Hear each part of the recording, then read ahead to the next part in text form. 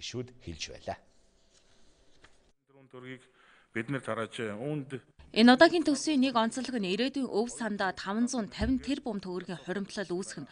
Өөрөөр хэлбэл ирээдүйн хойч үедээ өв үлдээхээр анх удаа хуримтлал үүсгэхээр тооцоолсон. Мөн төсвийн докторжуулалтын санд 322 тэрбум төгрөг. Иргэдийн амжиргаанд шууд нөлөөлөх цалин тэтгэврийг нэмэгдүүлэхэд 670 гаруй тэрбум төгрөг төсвөлжээ. Төсвийн байнгын хорооны санал дүгнэлтийг Улсын их хурлын гишүүн Оюун Хорол танилцууллаа. Нийгмийн халамжийн тэтгэврт хэмжээг нэмэгдүүлэхэд 67 тэрбум төгрөгийг төсвөлсөн нь цалинтай ээж хөтөлбөр, хүүхэд бүрт мөнгө зэрэг хөтөлбөрүүдийг амжилттай хэрэгжүүлэх нөхцөл бүрдэнэ гэж үзэж байна. Татвар төлөгчдөөс цуглах мөнгийг эргээд тэдний төлөө юунд хэрхэн яаж хуваарлаж зарцуулахыг бодиттой судалгаатай тооцоолох ёстой гэсэн санал дүгнэлтийг ардчилсан намын бүлэг гаргасан байна. Ипотек нь өрхийн нийт гишүүдийн хувьд ирээдүйн үйл хөдлөх хэд хөрөнгөд хөрөнгө оруулж хоромтол үүсгэн зөв зарцуулалтын үлгэр шишээ гэдгийг дэлхийн нийтээр хүлээн зөвшөөрсөн сонгодог хэлбэрээ. Энэ хөтөлбөр сүүлийн 3 жил төсвөөс их усүр шинээр нэмж олгохгүй бодлого өрнөтөлж байгаа нь дундаж орлоготой иргэдтэй эсрэг ухралт хийсэн бодлого гэж үзэхээс өөр аргагүй байна. Иргэдийн өмнө тулгамддаг сургууль цэцэрлэг эмнэлгийн чанар хүртээмжийн асуудлыг шийдвэрлэхэд анхаарсан. Тухайлбал 350 гаруй эмнэлэг цэцэрлэг сургуулийн барилгын хөрөнгө оруулалтыг төсөвт тусгасан байна.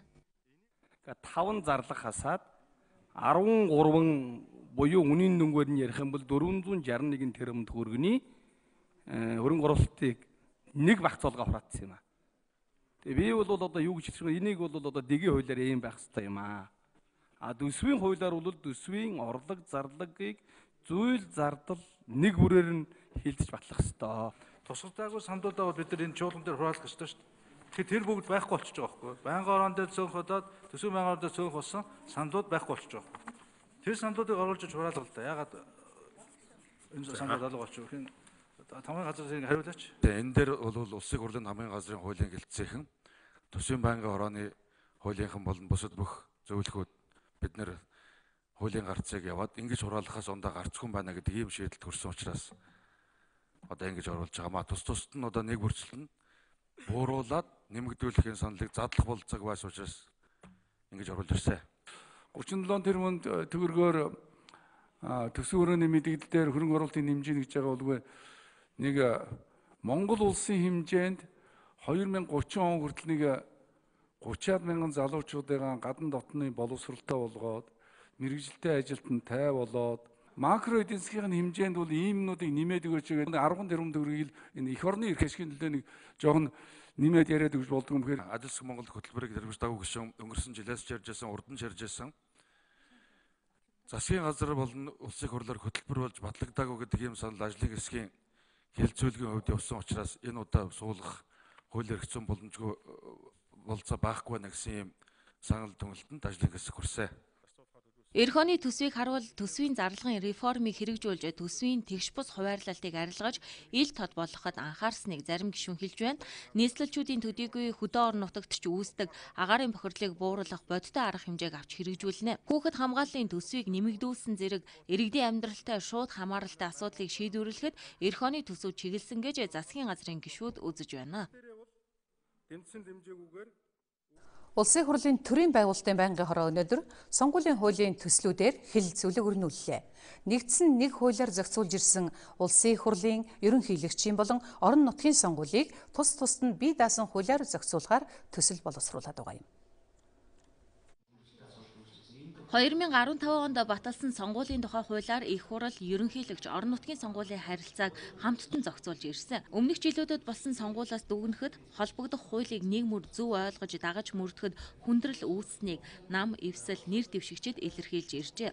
Одоо боловсруулаад байгаа улсын хурлын сонгуулийн тухай хуулийн төсөлд зарцаа гэж нэрлэгддэг шилжилт хөдөлгөөнийг хязгаарлах зохицуулалтыг тусгажээ. Эрүүл мэнд болон албан ажлын зайлшгүй шаардлагаар сонгогч шилжээ. Энэ шалтгааныг нэмэхээр магадгүй тодорхой хэмжээний сонгогчийн шилжилтийг бас багасгах юм боломжтой гэж үзсэн байж байгаа. Орон нутгийн сонгуулийн тухайд бол бүр сонгогчийн шилжилтийг бүр байхгүй болгох төсөл төр орсон байж байгаа. Хилцүүлэгт оролцогч намын төлөөллөд хуулийн төсөлд шүүмжлэлтэй хандаж байна. Одоо мөрдөгдөж байгаа сонгуулийн хуулиар намуудын засаглал тогтчихсон. Тиймээс гол өөрчлөлт нь засаглалтай холбогдох ёстой гэсэн байр суурьтай байна. Өнөөдөр бид нар ямар засаглалтай болчиход байгаа юм тийм ээ. үндсэн хуультай бараг ижил тэнцүү жахам ач холбогдолтой сонгуулийн хуулийн тухай бид нар ярих гэж байна. Энэ сонгуулийн хуулиар чинь дамжиж Монгол улсад ямар засаглал тогтож байна, өнөөгийн засаглал ямар байна гэдэг чинь энэ сонгуулийн хуулиас чинь хамаарат байна. Тэг бид нар эхлээд үзэл баримтлалаа ярих хэрэгтэй тийм. Ямар ч зарчмын өөрчлөлт алга энэмтэж байна. Сонгуулийн хууль зөрчигчдод хавлах хариуцлага нэг хөдөлмөрийн хөлсний доод хэмжээний асуудал ярьж байна. Өрөвдмөр. Тэр бом төгрөг ярьж штэ 5 тэр бом төгрөг цацж байгаа хөдөлмөрийн хөлсний доод хэмжээг 20 дахин нэмэгдүүлсэн хинт хэрэгтэй. Энэ тодорхойлт авахтай байна штэ 51-ээс доош хувь эзэмшдэг бол тодорхойлт авдаггүй байсан юм а өөрийн хувийн тодорхойлт. Одоо бол тухайн компанид нэг нь хувь эзэмшдэг бол тодорхойлт авчираа. Тэгэхгүй болохоор 40-41% эзэмшчихэд 40 тэрбум 4 тэр их найтын өөртөө их хурд орж ирээд байна штэ. Шинэ хуулинд бол бүх намуудаа тэгшэрэхдээ ингээд яг нийтлэг ашиг нийцсэн ийм хуулиар сонгуулаа явуулъя гэсэн ийм санаа хэлж байна. Сонсоход гоё л байна л да.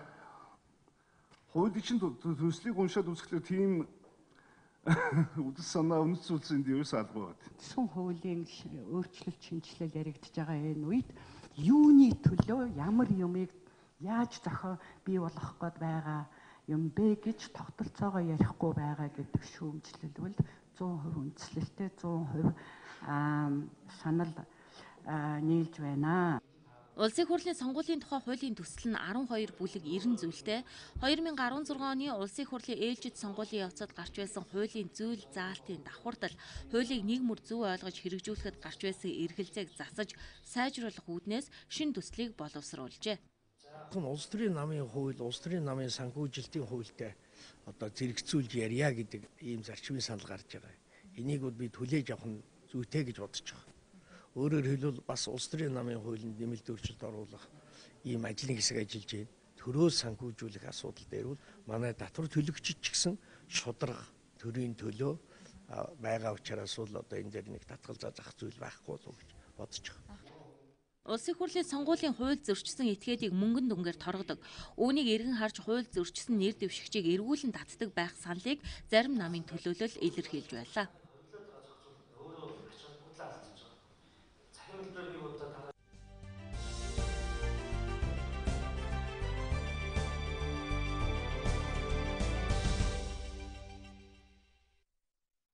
Хөтөлбөрийн дараагийн багц мэдээлэлд анхаарлаа хандуулцгаана уу.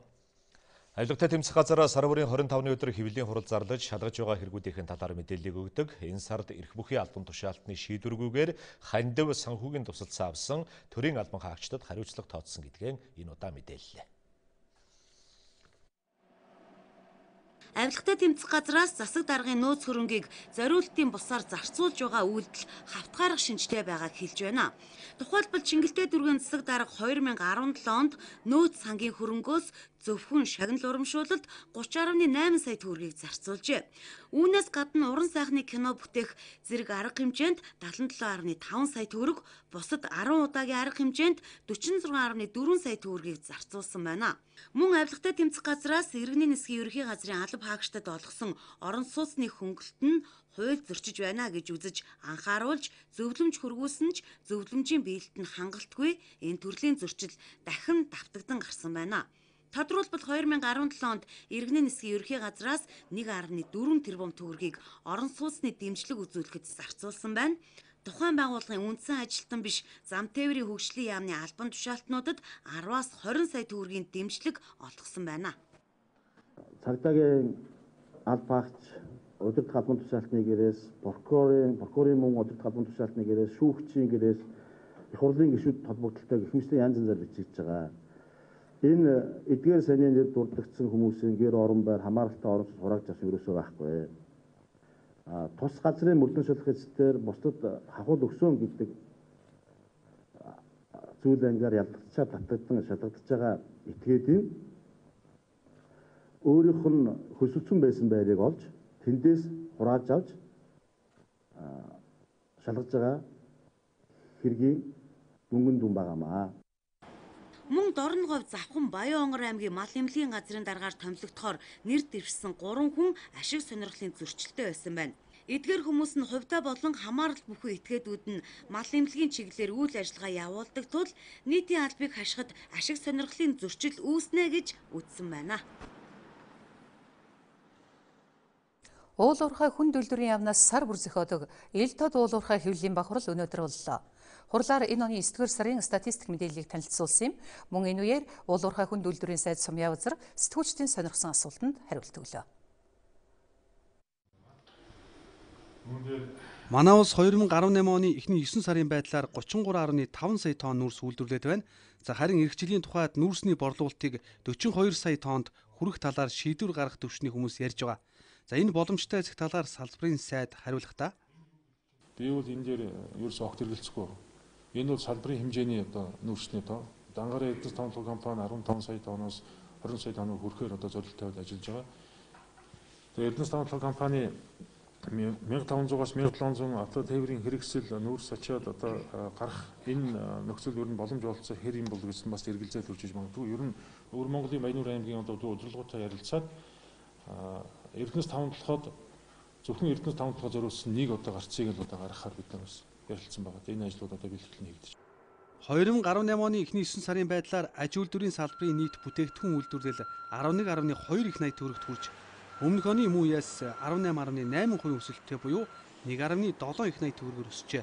За эдгээрээс нүүрсний олборлолт 858 тэрбум төгрөг буюу өнгөрсөн жилийн МҮОНРТ-тэй харьцуулахад 46.5% өсөлттэй байна гэсэн дүнг гаргасан байна. За хэвлэлийн хурлын үеэр Эрдэнэс 5 толгойн хувьцааг олон улсын зах зээлд гаргахтай холбогдуулан сонгон шалгаруулах ажил ямар чатандаа яваа талаар тодруулахад бид уулуурхай хөрөнгө оруулагчдад цуглуулдаг гол улс орнууд үйл ажиллагаанууд нь хуваар гаргаад бас оролцож байгаа. 10 сарын дунд үеэр бид нэр Америк нэгдсэн улсын Нью-Йорк болон Канада улсын Торонто хотын биржүү хөрөнгө оруулалтын сангууд, хөрөнгө оруулалтын банкудтай, хуулийн компаниудтай, санхүүгийн зөвлөх байгууллагуудтай бас уулзалтууд хийж ирсэн.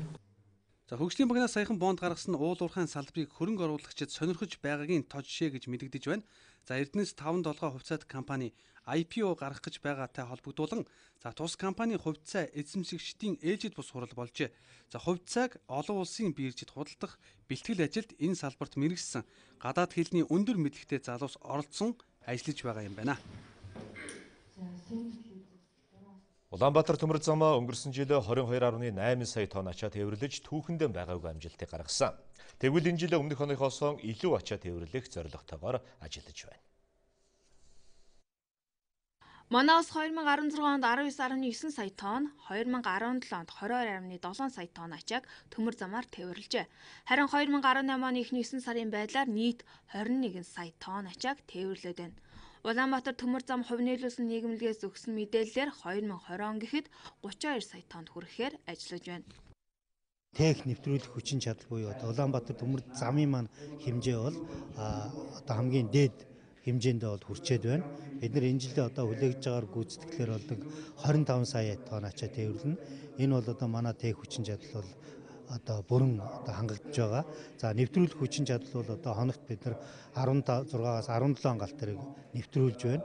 Энэ бол нэвтрүүлэх хүчин чадлыг бол өнөөгийн хүчин чадалтай бол хүргэсэн. Төмөр замаар хамгийн их тээвэрлэдэг бүтээгдэхүүнд нүүрс төмрийн хөдөр орж байна. Нүүрсний тээвэр нийт тээврийн 26.3%-ийг эзэлж байгаа бол төмрийн хөдөр 22%-ийг эзэлж байгаамаа. Үйлчлэгээ авдаг компаниудын хувьд вагоны тоог нэмэгдүүлэх хэрэгтэй гэсэн байр суурийг илэрхийлж байна. Учир нь зарим тохиолдолд ачаа тээврийн вагон хүрэлцдэг байна.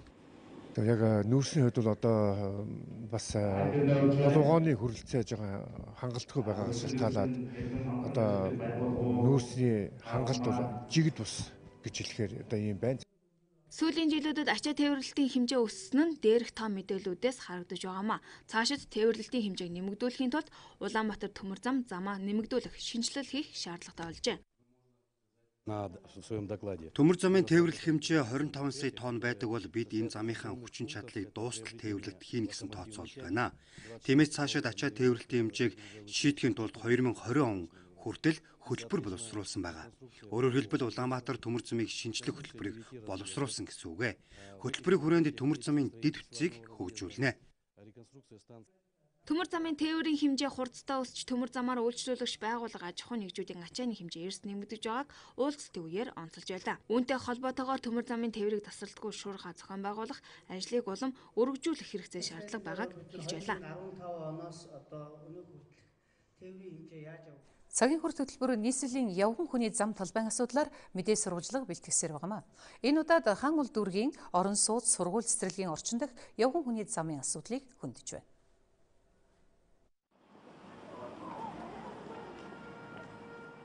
Энэ бол хаан улс дүүргийн 3 дугаар хорооны гудамж. Явгууны зам явсаар байгаад орон сууцны байлгын шатны ажиллагаар хаагдж байгааг таарлаа.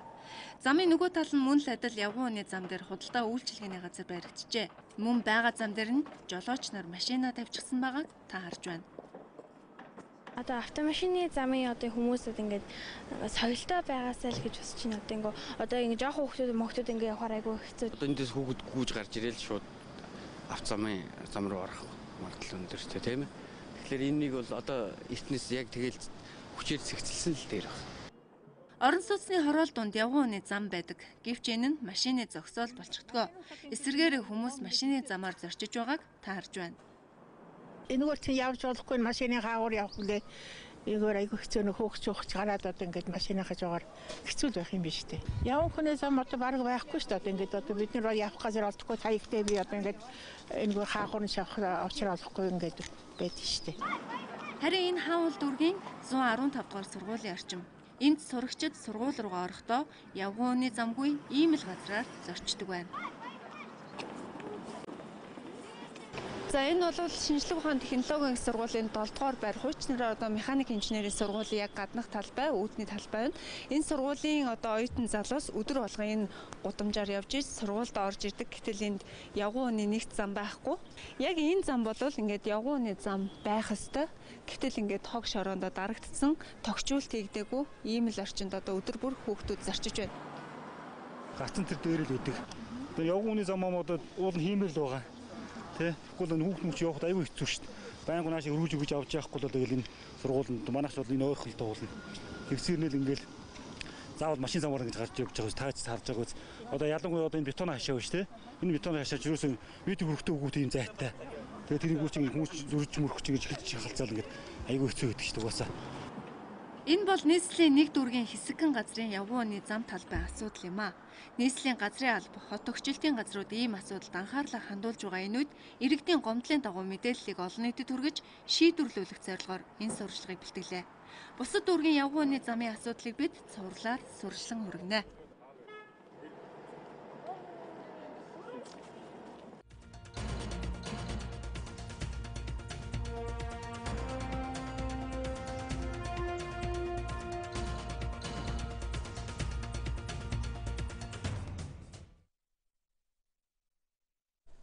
Цагийн Хүрд мэдээллийн хөтөлбөр энэ 7 хоногт дархлаа эмнэлгийн хүртээмж сэдвийн хүрээнд цуврал сурвалжлагыг бэлтгэн үзэгчдэд хүргэж байгаа.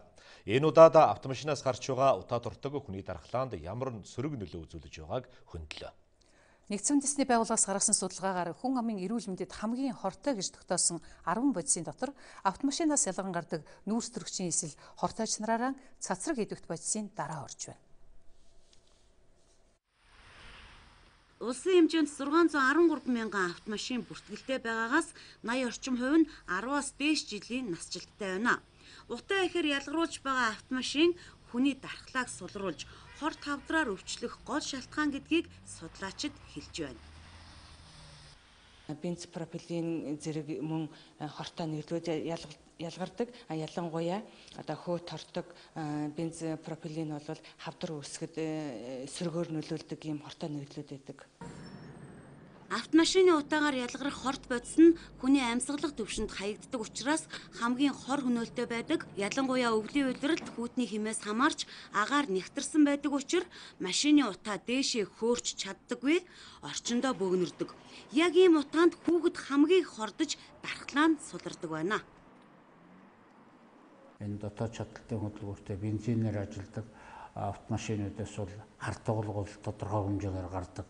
Ялангуяа А76, А89 бензин дотор бол тэр 4 итэл тар тоглог гэж юм байдаг. Энэ утааны бүрэлдэхүүн. Тэр нь бол одоо хүүхдийн мэдрэлийн хэсэг нэмтэйдэг. Ер нь хүнийг бол мэдрэлийн эргэтэн системийн тогтолцоонд бол хар тоглол асар өндөр нөлөөтэй. Ингээд олон жил гудамжаар яваад одоо ингээд хар тоглохтаа утаа амьсгалаад байх юм бол тэр хүний мэдрэлийн одоо чадварч буурдаг. Өөрөөр хэлбэл одоо хүүхдийн сэтгэн бодох чадвар ч юм уу энэ бүхэн жирэмсэн хүчүүд нөлөөлдөг. Настай өндөр настай хүмүүст одоо хүчтэй нөлөөлдөг. Зөвхөн автомашин гэлтгүй нийслэлийн агаарын бохирдлын 10-аас 20%-ийг зөвхөн автобуснаас гарч байгаа утаа дортог эзэлдэг байна. Утаа их ялгаруулж байгаа нэг автобус 70-аас 80 машиныг гаргах хорт бодисыг ялгаруулдаг гэсэн судалгаа бий.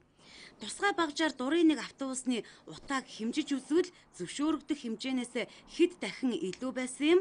За энэ туршилтыг Цагийн Хүрд Мэдээллийн Хөтөлбөрийн архиваас үзүүлье.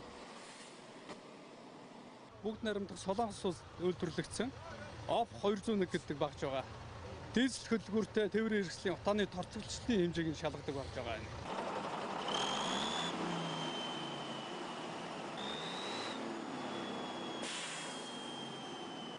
Хайлас чиглэлийн автобусыг одоо яг дөнгөж сая шалгаж үзэхэд 83 гэж одоо гарч байгааг та бүхэн харж байна. Уул нь 40-оос доош байх хэвээр. Яг ингэж одоо утаа дортох нь их байгаа автобус маш их байгаа нь бол эндээс харагдаж байгаа юм аа. Автомашины утаа хүний эрүүл мэндийг хэрхэн хордуулж байгаа зарим баримтыг одоо үзүүлье. Автомашинаас гарч байгаа азотын давхар эсэл нь уушигны эдийг зочроодог, харин хүхэрлэг зүрх судасны архаг өвчнийг сэдвэрнэ. Нарийн ширхэгт тоосонсор нь амьсгалын замын эргэтэнг гэмтээдэг бол нүүрс төрөгчийн дутуу эсэл нь хүний эд эргэтэнд очих хүчил төрөгчийн хэмжээг багасгадаг байна. Харин хүнд металл, хар тугалаг хүний биеийн уургийн бүтцийг өөрчилдөг байна. Иргэдийн эрүүл мэндэд сөрөг нөлөө үзүүлж байгаа их утаатай тээврийн хэрэгслийн жолоочид зөрчлийн тухай хуулийн дагуу торгуулийн арга хэмжээ авах ёстой. Гэвч хууль төдийлөн хэрэгжихгүй байгаа нь замын хөдөлгөөнд оролцож байгаа захын машинаас харагдаж байна. Өнөөдрөөс хүйтний эрч нэмэгдэж байгаатай холбогдуулан эрүүл мэндийн байгууллагууд томуу төс өвчний эсрэг авах арга хэмжээнд анхаарлаа хандуулж эхэллээ. Энэ өвчний тархалтыг бууруулахад эцэг эхчүүдийн анхаарал оролцоо чухал болохыг эрүүл мэндийн яамд болсон хурлын үеэр онцлон хэллээ. Хүйтний улирал хүүхдүүдийн хамгийн хөвчлөдөг өвчин бол вирусын гаралтай томуу төс өвчин. Энэ нь амьсгалын замын цочмог халдвар бөгөөд жил бүрийн 11 сарын сүүлээс 3 сарын ихэнх хүртэл дэгдэлт нь өндөр байдаг байна. Иймээс сүүлийн жилүүдэд эрүүл мэндийн яамнаас нийслэлийн хэмжээнд үйл ажиллагаа явуулж байгаа эмнэлгийн байгууллагуудын бэлэн байдлыг хангах уулзалтыг хийж хэвшсэн. Энэ жилийн уулзалт өнөөдөр боллоо. Томуу төс өвчнөөс урьдчилан сэргийлэх одоо бэлэн байдлыг хангах талаар бол эрүүл мэндийн байгууллага одоо эрүүл мэндийн сайдын тушаал гарan бэлэн байдлаа хангаж ажиллаж байна. Нийслэл одоо хүн ам шиг байгаа дүүргүүдийн одоо өрхийн эмнэлэг бусад одоо нэгдсэн эмнэлгүүдийн бэлэн байдлын талаар бол өнөөдөр ийм харилцан ярилцаж одоо цаашдаа ямар арга хэмжээ авах вэ? Юундаа бэлтгэх үү гэх талаараа бас хамтран одоо санал зөвлөгөөгөө солилцож байна. Одоогийн байдлаар томуу төс өвчний төвчин харьцангуй 50 байдалтай байгаач цаашдаа нэмэгдэх хандлагатай байна. Жил бүрийн судалгаагаар нийслэлийн баян зүрх сонгон найрханд өргөт томоогийн өвчлөл хамгийн өндөр байдаг юм байна. Маргааш их хүүхдийн эрүүл мэндийн үндэсний төвөөс эмч мэрэгчлэнүүдэд зориулж өвчтөн эмнэлэгт хэвтэж байхад юун дээр анхаарах вэ сэдвээр сургалж явуулах юм байна. Бид нар бол ерөнхийдөө хүндэрсэн ийм өвчтөнийг хүлээж авдаг. За эмнэлэг зүйн хувьд ор дээр эмнэлгийн хэрэгслийн хувьд бол бэлэн нөөцүүдтэй байж байгаа. За харин улсын хэмжээнд хүүхдийн эмч, хүүхдэд тусламж үзүүлдэг эмч мэрэгчлэнүүдийг одоо давтан сургах энэ үйл ажиллагаа бол эхэлчихсэн. Бид нар томуу төс өвчний үед одоо гэрийн нөхцөлд ямар арга хэмжээ авах вэ, яаж онцлох вэ, ялган онцлох нь юу авах вэ гэдэг тал дээр эхний сургалтаа өнгөрсөн одоо 5 дахь хагас өдрүүд хийлээ. Налах эрүүл мэндийн төвийн хувьд бол одоо энэ томоогийн өвчлөл яг идэгсэж байна. 50 ортой хүүхдийн цааш нэмлэгтэй болсон байж байгаа. Тэгээ энэ 50 ортой хүүхдийн эмнэлэг маань бол өнөөдөр өмсөнд бол дүүрээд бол байж байна. Эцэг эхчүүд маань өшөө дээрээс нь яг хүүхдэд даруулахгүй баймаар байна. Илчлэг сата хоол унд өгмөр байна. Шингийн юмнуудыг сайн уулгамаар байна. Ийм л юмнуудыг одоо бид нар бас зөвлөх хэрэгтэй байна. Цэцэрлэг сургуулийн багш нар өвчлөөд ирсэн хүүхдийг сургуулийн эмчтэй үзүүлж бүрэн эдгэрсэн тохиолдолд хичээлдэн суулгах ёстой. Салбар яамнаас эмнэлгүүдийн ор, эмч мэрэгчлэнүүдийн хүртээмжийг сайжруулж бэлэн байдалд байгаач хамгийн гол нь эцэг эхчүүдийн хүүхдэд анхаарах халамж хамгийн чухал гэдгийг хэлж байна.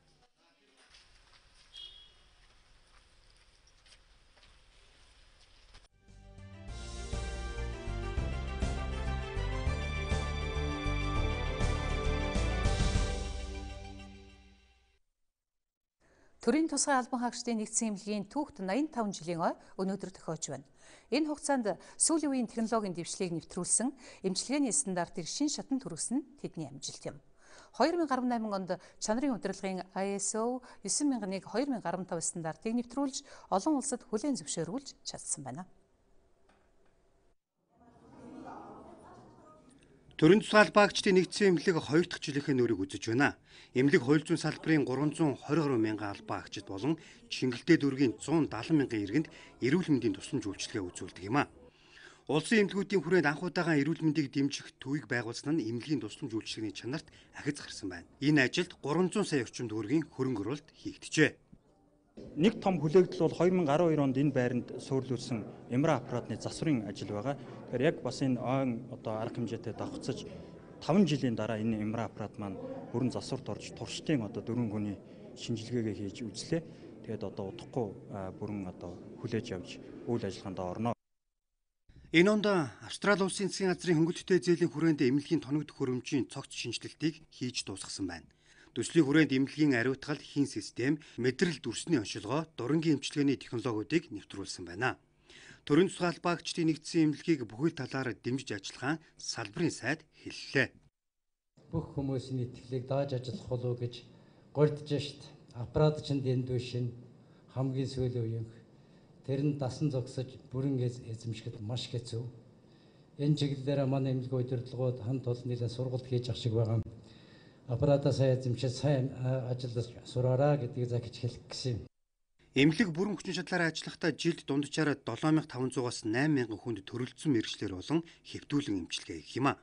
Мөн 2000-аас 2500 хүн их заслын тусламж үзүүлж амбулатороор эмчилгээ үзүүлэх бүрэн боломжтой юм. Засгийн газрын тогтоолоор хүлээсэн тодорхой чиг үүрэг хүлээж байгаа хэдий ч эрүүл мэндийн байгууллагын хувьд тэр дундаа нийцлийн хүн амд дутагдaltaй зарим тусламжийг үзүүлж тодорхой хувь нэмэр оруулж ажиллах юм а. Эврика 2018 эрдэм шинжилгээний баг хурал боллоо. Энэ жилийн хувьд хуралд оролцогчид нийгэмд тулгамдж байгаа асуудлуудыг илүүтэй хөндлөн гаргаж, гарц шийдлийг нь тодорхойлсон судалгааны ажлуудаа танилцууллаа. Энэ нь өмнөх жилүүдээс ихээхэн онцлогтой болж байгааг зохион байгуулагчид нь хэллээ. Залуу судлаач Цэрэн Сугар эрдэм шинжилгээний хуралд соёлын үеийн хадгалалт хамгаалтын талаар өөрөө хийсэн судалгааны ажлыг танилцуулсан юм. Гадны улсад өнөөдөр соёлын үеийн хадгалалт хамгаалалт сайн учир түүгээрээ дамжуулан аялал жуулчлалыг хөгжүүлж байна. Харин манад энэ байдал эсэргээрээ гэдгийг тэрээр ярьжээ. Бидний мэдхгүй бидний нүдэн дээр бол тусдаж үгүй болж байгаа тусал маш олон байна. Тэгээ биднийг энийг харсаар ойж устгуулж байгаа надад маш тийм харамсалтай тийм зүйл байгаа юм л да. Тийм учраас бол нэг ёсны имзэглэж би энэ сэдвийг бас сонгоё гэж бодсон юм зүйл байна. Эрдэм шинжилгээний хурлаар төв соёл, улс төр, зам тээвэр гэд бүхий салбартай холбоотой асуудлыг хөндөж, оюутан залуучууд хоорондоо ярилцаж мэтгэлцсэн юм. Оюутан залуучуудын хувьд энэ мэт эрдэм шинжилгээний хуралд оролцсноор олон боломжууд тэдэнд нээгддэг байна. Түүхэн талаас нь үнэт зүйлс гэж юу юм? Монголчууд ер нь ямар үнэт зүйлстэй, цааш ямар үнэт зүйлс биднэрт илүү давмгаалах ёстой гэдэг энэ талын асуудлуудыг нэлээд дэлгэрэнгүй авч үзэж байна. Тэгэхээр бол оюутнуудын хувьд бол онлайн мэдлэгээ баттгах, практик дээр эрдэмчлэгийнхаа бүтээлийг ажлын байртаа болгох гэх юм уу те эсвэл эрдэмчлэгийнхаа онлайн мэдлэгийг практик турших гэх мэтлэн маш олон асуудалтай.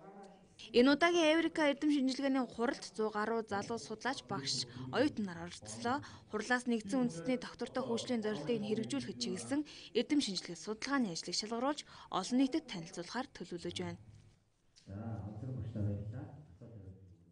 Интермед эмнэлэг Солонгос улсын Анам эмнэлэгтэй хамтран ажиллах санамж бичиг байгууллаа. Нийгмийн хариуцлага хөтөлбөр хэрэгжүүлж 16 настай охиныг бүгд найрамдах Солонгос улсад үн төлбөргүй мэс засалд оруулахаар болсон байна. Эмчилгээний нийт зардал нь 120 орчим сая төгрөг юм. Анам интермед эмнэлэг хамтран Дархуул аймгийн иргэн Наранхуйд туслан хагалгааны зардлыг шийдэж өгсөн юм а. Түүний хувьд төрөлхийн нурууны мөрөлттэй гэсэн онцтой. Сүүлийн 2-3 жилийн хугацаанд өвчин нь уушиг зүрхээ дарж хүндэрсэн байна. Цаашид эмнэлгүүд хамтран нийгмийн хариуцлагын хүрээнд амжиргааны түвшин доогуур олон хүүхдтэй айл өрхүүдэд эрүүл мэндийн тусламж үйлчилгээг хүргэх ажлыг тогтмол явуулахаа мэдгцээ. Энэ удаад бид нар хамтран үйл ажиллагаагаа өргөтгөөд дээрэс нь нэмээд нийгмийн хариуцлагын чиглэлийн үйл ажиллагааг оруулж ирж байна. За нийтдээ 120 орчим сая төгрөгийн зардлыг төр их сургуулийн Анам эмнэлэг нь бүрэн даагаад за бидний тусламж дэмжлэгтэйгээр эмчилгээ үйлчлэг хамтран хийхээр болсон байгаа. Солонгос улс биш бас дэлхийн бусад орны эмнэлгүүдтэй маш ойрхон хэмжээнд хамтарч ажилладаг. Одоогийн байгаад бид нар 6-аас 7 дэлхийн түлхүүр зөвшөөрөгдсөн институцуудтай хамтарч ажиллаж байна. Интермед эмнэлэг бүгд нарамч Солонгос улсын Анам эмнэлэгтэй хамтран ажиллаад 6 жил болж байна. Энэ хугацаанд нарийн мэрэгжлийн эмч нарыг харилцсан туршлага солилцох, сүүл үеийн тоногд хөрөмжийг нэмэгдүүлэх чиглэлд анхаарч ажиллажээ. Анам эмнэлэг интермед эмнэлгийн эмч нарын хамтарсан баг маргааш үн төлбөрөг үйлчлэг зөвлөгөөг иргэдэд өгөх юм а.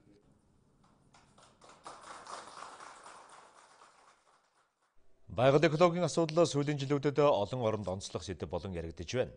Оросын холбооны улсын хувьд өөрийн орны хүний хөл хөрөөгүй цөөхөн газруудын нэг болох Алтайн улс, Камчаткийн хойг, мөн Арктикийн ургамал хийгээд ховорцсон амьтдын тухай өгүүлэх баримтат кино хийж өнөөдөр Монголын үзэгчдэд сонирхууллаа.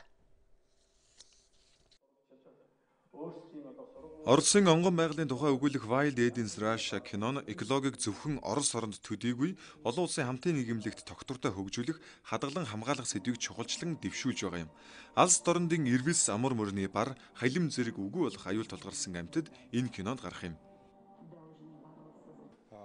Энэ киног үзүүлэхдээ манай байгууллага 2 гол зорилго өмнөө тавьж байгаа. Нэгдүгээрт олон нийтэд байгаль эколог хамгаалах тухай мэдлэг олгох, хоёрдугаарт онгон байгалаа яаж хэвээр нь үлдээх талаар ойлгуулахыг зорьсон.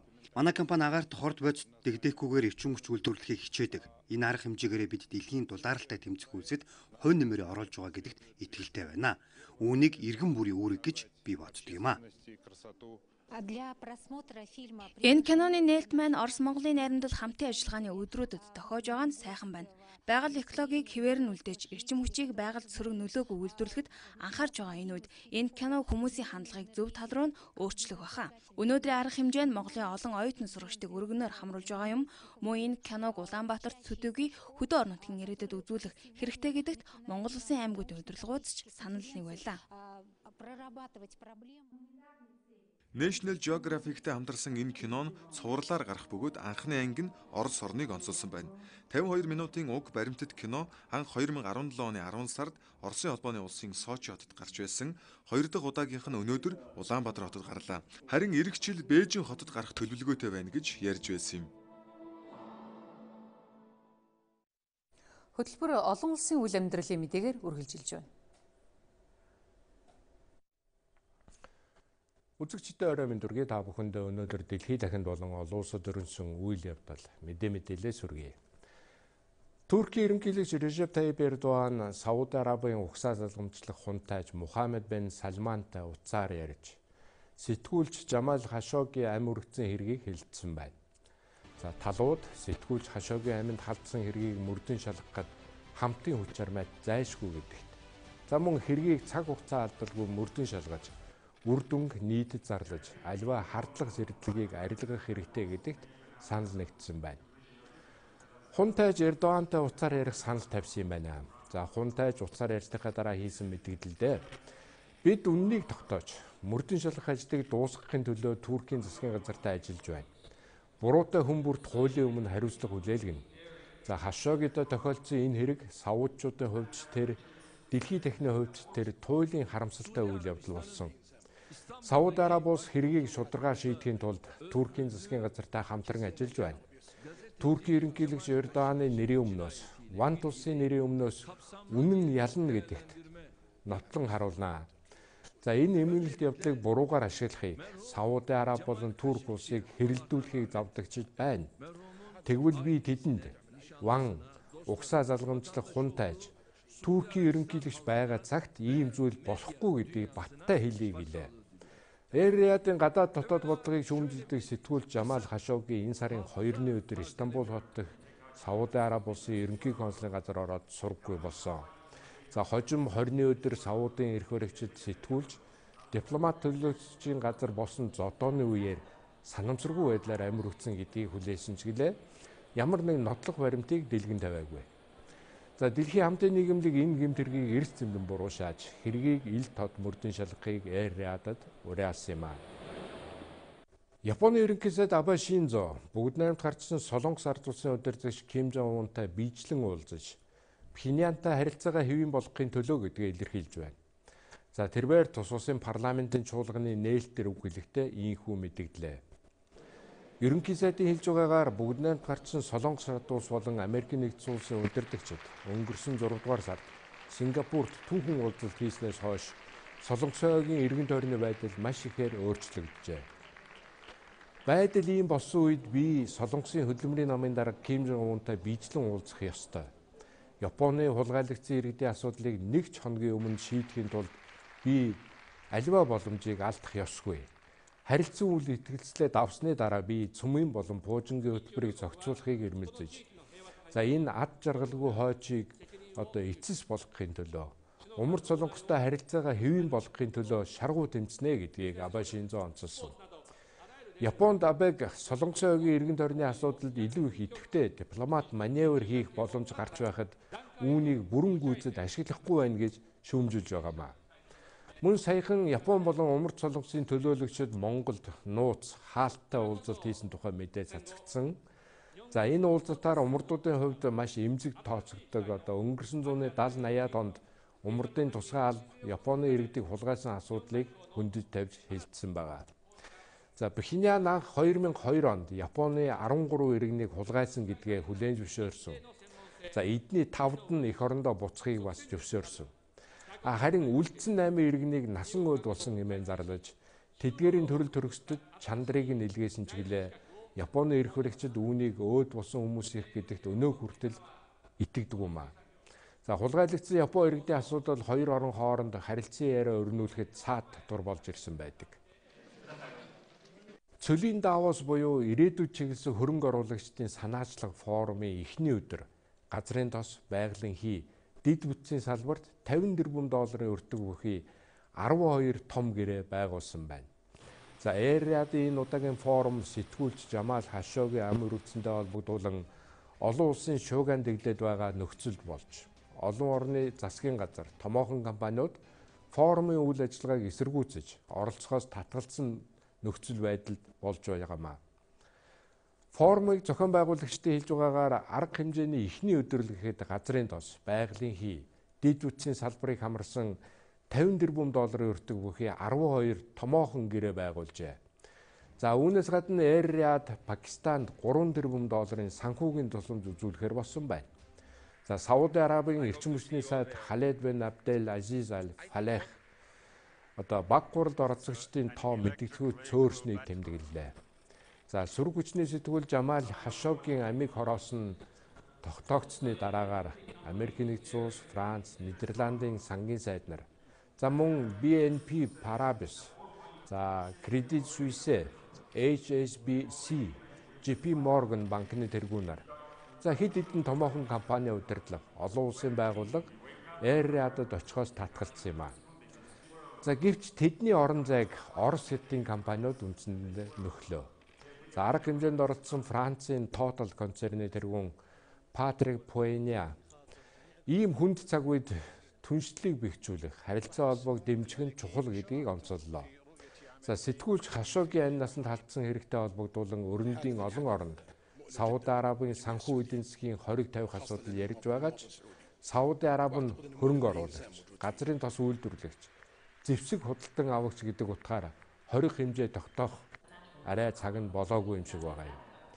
За Америкийн нэгдсэн улсын сангийн сайд МНУОНРТ-ийн хүртэл энэ талаар хэлэхдээ одоогийн байдлаар Эйр-Риадын эсрэг яг хориг тавих асуудлыг ярих нь арай эрт байна гэсэн ийм мэдээлэл хийсэн юм аа. Японы засгийн газар Оростой газар нутгийн маргаанаа шийдсэний дараа энхийн гэрээ байгуулна гэж тус улсын ерөнхий сайд Абе Шинзо мэдээллээ. Япон-Оросын харилцаа хэвийн бус байдалд байгаа. Хоёр орон хооронд одоо бараг 70 жил энхийн гэрээ байгуулж чадахгүй байсаар байна гэдгийг Абе Шинзо онцолсон юм. За энхийн сацуу ерөнхий сайд Орос улбооны улсын ерөнхийлөгч Владимир Путиний 2016 оны 12 дугаар сард Японд хийсэн айлчлалын үеэр хүрсэн тохиролцоог шатаар хэрэгжүүлж, биелүүлж байгааг тэмдэглэсэн. Хуучин арлууд дээр амьдарч байсан иргэд 2 жил дараалан өвөг дээдсийнхээ шарилыг эргэж байна. Мөн арлууд дээр аж ахуйн хамтарсан үйл ажиллагаа явуулах тохиролцоо бага багаар ч гэсэн урагшилж байна. Харилцан итгэлцэл дээр тулгуурлан бид ерөнхийлөгч Путинтэй газар нутгийн маргаанаа шийдэж, энхийн гэрээ байгуулна. За ингэснээр бид хоёр талт харилцаанд шин нэрнг нээнэ гэж Абе Шинзо хэлж байгаа юм. Оросын ерөнхийлөгч Путин өнгөрсөн 9 дугаар сард дорны эдийн засгийн чуулганы үеэр Японд энэ ондоо багтаад ямар нэг урьдчилсан нөхцөлгүйгээр, болцолгүйгээр инхийн гэрээ байгуулахыг санал болгосон. Гэвч Абе Шинзо Токио, Москва хооронд газар нутгийн маргааныг шийдэхээс нааш инхийн гэрээ байгуулах ямар ч боломж байхгүй гэж ийм хариу өгсөн юм а. За Оросын төрийн тэргүүн ийм санал тавихтаа инхийн гэрээ байгуулах нь орон хооронд харилцан итгэлцлийг дээд түвшинд өргөх ийм зүйл болж байгаа. Газар нутгийн маргааны шийдлийг бас инхийн гэрээ байгуулснаар найшлуулах, хурдсгах ийм боломжууд байгаамаа гэсэн ийм мэдээллийг хийж байсан. За Орос Япон хооронд инхийн гэрээ байгуулахад гол саад дотор болж байгаа асуудал бол Курилийн цуваа арлын өмнөд хэсгийн 4 арал хэнийх вэ гэдэгт л байдгийг. 1945 онд буюу дэлхийн 2 дугаар дайн дууссаны дараа Курилийн цуваа арлыг тэр чигээр нь зөвлөлт толгойд улсын бүрэлдэхүүнд багтаасан. Гэтэл Японы тал өмнөд хэсгийн Итуруп, Кунашир, Шикатан, Хабамай арлуудыг өөрийн хэмээн маргадаг юм. За та бүхэндээ өнөөдөр дэлхийд дахинд болон олон улсад өрнсөн анхаарал татсан үйл явдлаас тоймлон хүргэлээ. Одоо үзэгч та хүргэлжлүүлээд спортын мэдээ хүлээн авч үзэсгэнэ. Баярлалаа. Үзэгчдээ өнөөрөө мэндийг хүргэе. За өнөөдрийн мэдээний эхэнд бүхэнчлөө төрөлдааны дэлхийн амрах шалгаруулах тэмцээтэй холбоотой мэдээлэл хүргэж байна. За Унгарийн Будапешт хотно 2018 оны насан туршидын дэлхийн амрах шалгаруулах тэмцээн үргэлжлэн явагдаж байгаа хүлээ. Тэмцээний эмэгтэйчүүдийн 72 кг хэмжээнд Монгол улсын гавь тамирчин Очротын насан бурмаа мөнгөн медаль хүртлээ. Түүний хувьд дэлхийн амрах шалгаруулах тэмцээнд 3 өөржинд өрсөлдөж 4 медаль хүртсэн амжилттай болсон байна. 2018 оны бүхий төрлүүдийн насан туршидын дэлхийн аврах шалгаруулах тэмцээний чөлөөтөхийн эмэгтэйчүүдийн 72 кг хэмжээнд 2008, 2011, 2013 оны дэлхийн аврах шалгаруулах тэмцээний хүрэл медальт, Азийн наадмын мөнгө Азийн аврах шалгаруулах тэмцээний алт мөнгө хүрэл медальт, үндэсний шгшөөг Алтан констракшн, төмөр замын цагдаагийн хэлтсийн тамирчин Монгол улсын гавь тамирчин Очротын насан бурмаа мөнгөн медаль хүртлээ. Тэрээр 8-1 шгшээ барилдаанд эзэн орны тамирчин оноогоор цэвэрлж шүвгийн 8-д 23 хүртэлх насны Европын хошоо аврах Туркийн тосуу 1-7-6-гаар хагас шгшээ барилдаанд энэ жилийн цэргийн дэлхийн аврагт дөрүүлсэн бүгд нарамд хятад улсын тамирчин Ван Жуаныг цэвэр алт медалийн төлөв барилдаанд Парис 2017 дэлхийн аврах шалгаруулах тэмцээний хүрэл медальт Пан Америкийн 3 удаагийн авраг Канадын Жастина Ди Стасиод 4-2-оор хожигдсноор дэлхийн аврагын мөнгөн медаль хүртлээ. Түүний энэхүү медаль Монголын чөлөөтөхийн тамирчдын дэлхийн аврагаас хүртсэн 21 дахь мөнгөн медаль болсон юм. Монгол улсын гавь тамирчин Очротын насан бурмаа энэхүү дэлхийн аврагт 10 удаа оролцож 4 дахь медалаа хүртэж байна. Мөн тэрээр чөлөөтөх төдийгүй олимпийн спортын төрлүүдээс дэлхийн аврах шалгаруулах тэмцээнээс 4 медаль хүртсэн Монгол улсын анхны тамирчин болсноос гадна 63, 67, 72 гэсэн 3 өөржинд дэлхийн аврагаас медаль хүртэж байна. Монголын гимнастикийн холбооны хамт олон энэ 7 хоногийн амралтын өдрүүдээр уран сайхны гимнастикийн Аз ТV-ийн цомын аврах шалгаруулах анх дугаар тэмцээнийг зохион байгуулах гэж байна. Энэ тэмцээнд 9 орны баг тамирчид өрсөлдөхөр болжээ. Гимнастикийн спортыг лигийн системээр хөгжүүлэх зорилгоор Азийн цомын аврах шалгаруулах тэмцээнийг зохион байгуулж эхэлсэн билээ. Улмаар өнгөрсөн 9 сард аэробик гимнастикийн Азийн цомын аврах шалгаруулах анх дугаар тэмцээнийг Монгол улсын нийслэл Улаанбаатар хотод зохион байгуулсан юм а. Харин энэ амралтын өдрүүдээр уран сайхны гимнастикийн анх дугаар Азийн цомын аврах шалгаруулах тэмцээнийг Улаанбаатар хотод зохион байгуулах гэж байна. Энэхүү тэмцээнд 11 орны баг тамирчид шүүгчд оролцох юм. Манай улсаас 16 тамирчин оролцож Аз ТV-ийн шилдэгүүдтэй өрсөлдөнө. Уран сайхны гимнастикийн Аз ТV-ийн цомын аврах шалгаруулах тэмцээнд 11 орон оролцож байгаа. За эндээс энэтхэг Узбекистан хоёр бол шүүгчээр оролцож байгаа. Тэгэхээр нэгэсэндээ нейтралны хөндлөнгийн шүүгчээр оролцож байгаа. За бусад 9 орны хувьд баг тамирчид өрсөлдөж байгаа. Нийтээр нь бол гадаад дотоодынээс 100 гаруй тамирчид өрсөлдөж байна. За нийт тэмцээнд оролцож байгаа бүх багууд бол бүгд хүрэлцээрс өнөөдөр бэлтгэл сургуультаа хангаж байна. Бэлтгэл ажлын үед одоо ер нь барыг хангагдаад дууссан. За бэлтгэл ажлаа бол бүрэн хангагдаад дууссан. Одоо бэлтгэл айны за филмчлэг янз бүрийн нэг нарийн тохиргоонуудыг бол одоо бүрэн хийгдэж байна.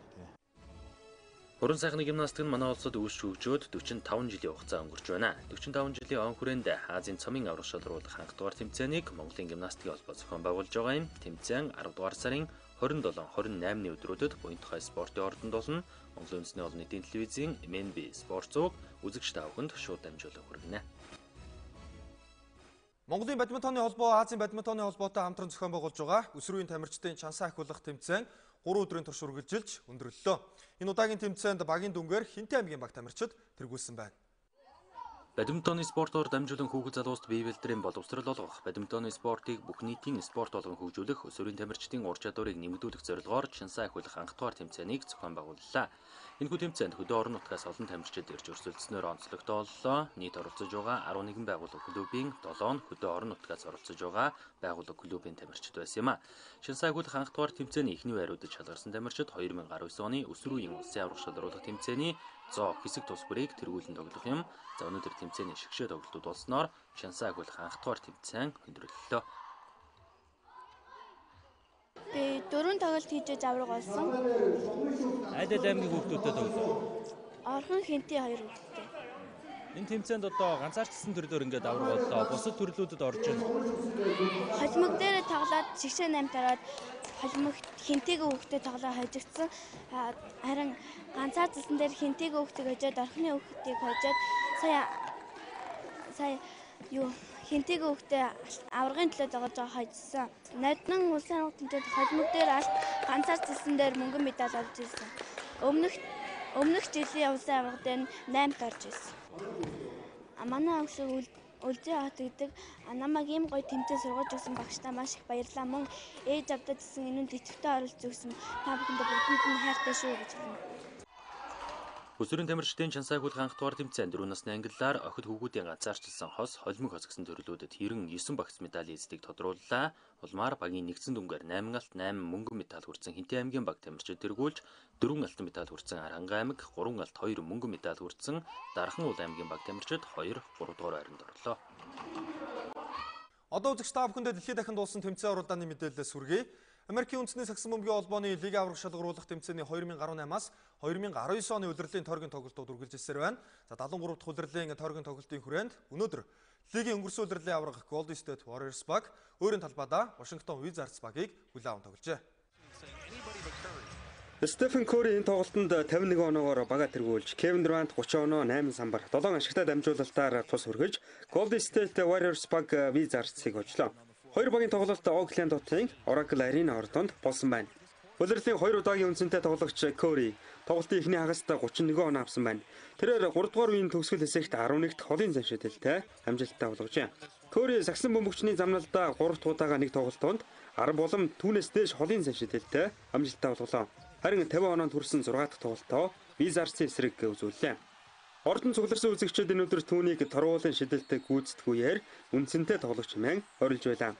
Өнгөрсөн улирлын аврагуудын тоглолтод 144, 122 харьцаатай хоцсон юм. Кори 2013 оны 2 дугаар сард нэг тоглолтод 54 оноо авсан нь түүний замналын дээд үзүүлэлт байлаа. Тэрээр 51 оноотой тоглолтыг өндөрлүүллээ. Талбайдээс Draymond Green 5 оноо авч 12 удаа ашигтай дамжуулалт өгсөн. Warriors энэ өдөр багаараа 37 удаа ашигтай дамжуулалт өгч өрсөлдөгч байгаа 22 онооны илүүтэй хоцсон байна. Харин Washington Wizards цугаас Bradley Beal 23 оноогоор бага тэргүүлсэн бол John Wall 13 оноо авлаа. Wizards дараагийн тоглолтоо Sacramento Kings багтай хийх бол Warriors бян барагт New York Knicks багийн талбайд зочилно. Хойд Америкийн өөр нэгэн нэр хүндтэй томоохон лиг үндэсний хоккейн лигийн тэмцээний улирлын тойргийн тоглолтын хүрээнд өнөөдөр нийтдээ 4 тоглолт боллоо. За эдгээр тоглолтуудаас Toronto Maple Leafs баг Winnipeg Jets багтай хийсэн тоглолт хоккей сонирхогчдын анхаарлыг татчихлаа. Энэ тоглолтод нийтдээ 6 шайб хаалганд орсон байна. Назим Кадри энэ улирлын анхны гоолоо оруулж Toronto Maple Leafs баг Winnipeg Jets багийг 4-2 харьцаатай хожлоо. Maple Leafs багаас бусад гоолуудыг Kasperi Kapanen, Tyler Ennis, John Tavares нар оруулсан байна. Maple Leafs баг улирлын 7 дахь хожлоо авлаа. Харин талбай эзэн баг Winnipeg-оос Nikolai Ehlers, Mark Scheifele-нар онооны самбарт нэрээ гаргаж багийнхаа 2 гоолыг оруулжээ. Хожил авсан Торонто-ийн багаас Frederick Anderson эсрэг багийн 38 цогцолтыг зогсоолоо. Харин Jets-ийн хаалагч Connor Hellebuyck 35 удаа хаалт гүйцэтгэжээ. Winnipeg Jets баг талбайдаа 6 тоглолт дараалан хүлээ авлаа. Тэд дөрөвт нь хожиж одоо аялан тоглолтуудаа эхлүүлэх гэж байна. Jets ирэх бян барагт нэгдсэн улсын Detroit хотод цочилж талбай эзэн Red Wings багтай тоглоно. Харин Maple Leafs баг өнөөдөр хоцсноор зорнод үсийг тэргүүлж эхэллээ. Сонирхуулгад Toronto Maple Leafs, Winnipeg Jets гэсэн Канадын 2 багийн тоглолтыг Америк нэгдсэн улсын NBC телевиз шууд дамжуулсан байна. Өмнө нь Канадын 2 багийн тоглолтыг тус телевиз нэгдсэн улс даяар шууд дамжуулсан тохиолдол үгүй юм а. Европын хөлбөмбөгийн холбооноос зохион байгуулдаг нэр хүндтэй тэмцээнүүдийн нэг Европа лигийн хэсгийн 3 дугаар тойргийн тоглолтууд Улаанбаатар хотын цагаар өнөөдөр шөнө болно. 2018-аас 2019 оны улирал И хэсэгт багтсан Английн Арсенал клуб өнөөдөр Португалийн Спортинг клубтэй тоглох гэж байна. Английн Арсенал клуб лав гарагт Португалийн Лиссабон хотод бэлтгэлээ базаалаа. Их буучид бүх тэмцээний хүрээнд сүүлийн 10 тоглолтонд дараалан хоцсон амжилттай Португал улсад ирээд байна. Тэд сүүлийн 7 тоглолтынхоо 5-т нь 3 болон түүнээс дээш гол оруулжээ. Английн Премьер Лигт 9 дөргийн дараах байдлаар зөвхөн Манчестер Сити баг л Арсеналаас илүү олон гол оруулсан юм. Арсенал даваа гарагт Лестер Ситиг 3-1 харьцаатай хожиход Pierre-Emerick Aubameyang 2 голыг оруулсан. Тэд 21 оноотой хүснэгтийн 4-р байрт жигсэж байна. Харин Европа лигийн E хэсэгт эхний тоглолтонд Wolves Club багийг 4-2-оор, Карабах багийг 3-0-ээр хоцсон юм а. Тоглолт бүрт 2 эсвэл 3 гол оруулна гэдэг амар биш. Гэхдээ бид довтлогоонд илүү сайжирсан.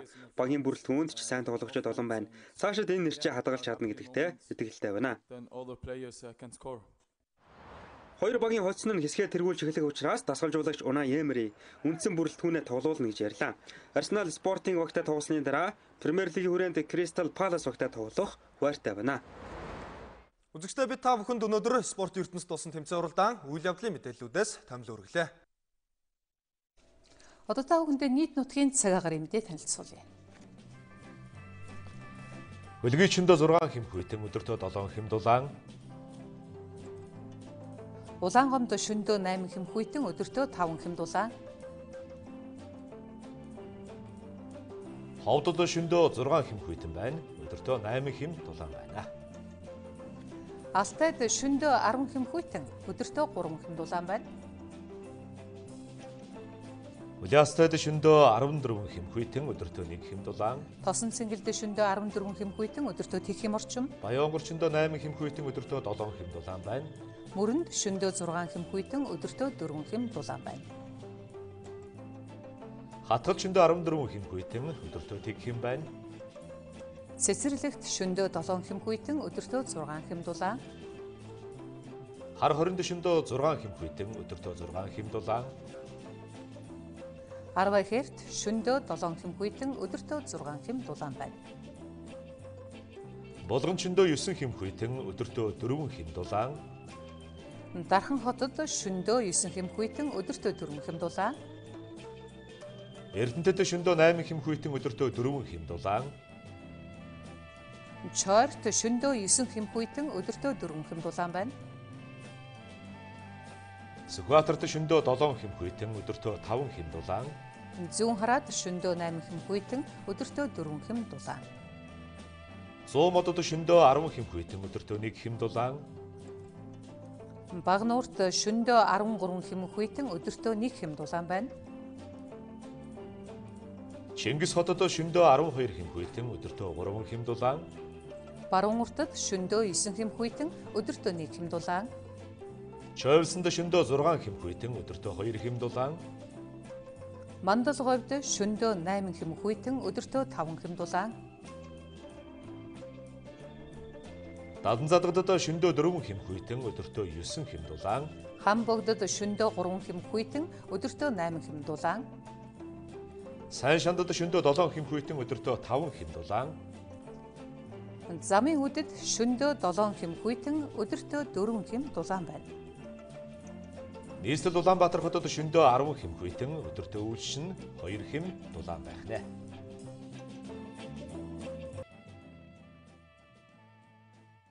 Эрхэм үзэгчдээ бид та бүхэнд цагийн хүрд мэдээллийн хөтөлбөрийн шинэ дугаар үзүүллээ. Манай хөтөлбөрийг сонгон үзсэн үзэгчдтэй баярлалаа. Та бүхнийхээ маргаашийн үсэг амжилт хүсье.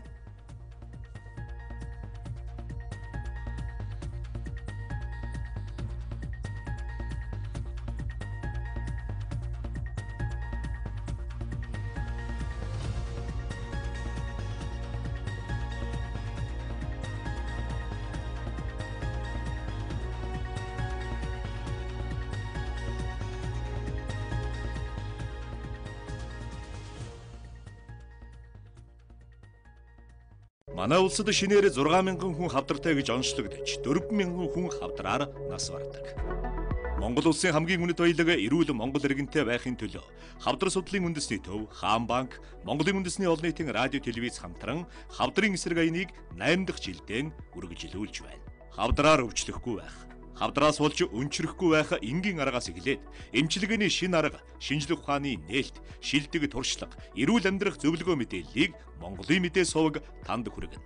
Эрүүл Монгол улсын иргэний төлөө бид мэдээлнэ, та хичээгээрэй. Бага ангийн сурагчийн цүнх тухайн хүүхдийн биеийн жингийн 10%-аас хэтрэхгүй жинтэй байх ёстой. Жишээлбэл таны хүүхэд 20 кг жинтэй бол цүнх нь 2 кг хүртэл байж болно. Үүнээс хүнд жинтэй цүнх таны хүүхдийн нуруу нугасны өсөлт хөгжилтэд сөргөөр нөлөөлдгийг эрдэмтэн судлаачид тогтоосон байдаг. Эцэг эхчүүд та бүхэн хүүхдийнхээ цүнхийг анзаарч нагшилгаарай. Сургууль багш нараас шаардах хэрэг тамд бий. Монголын үндэсний олон нийтийн радио телевиз. Монголын мэдээ телевиз даваагаас баасан гарагт өдөр бүр 11-ээс 14 цагийн хооронд мэдээллийн шууд хөтөлбөрөөр хүргэж байна. Монголын мэдээг DD-шийн 7, Sky Media-гийн 11, Univision-ийн 13, Сансарын 3, MNBC кабелийн 41 дэх сувгаас хүлээн авч үзээрэй.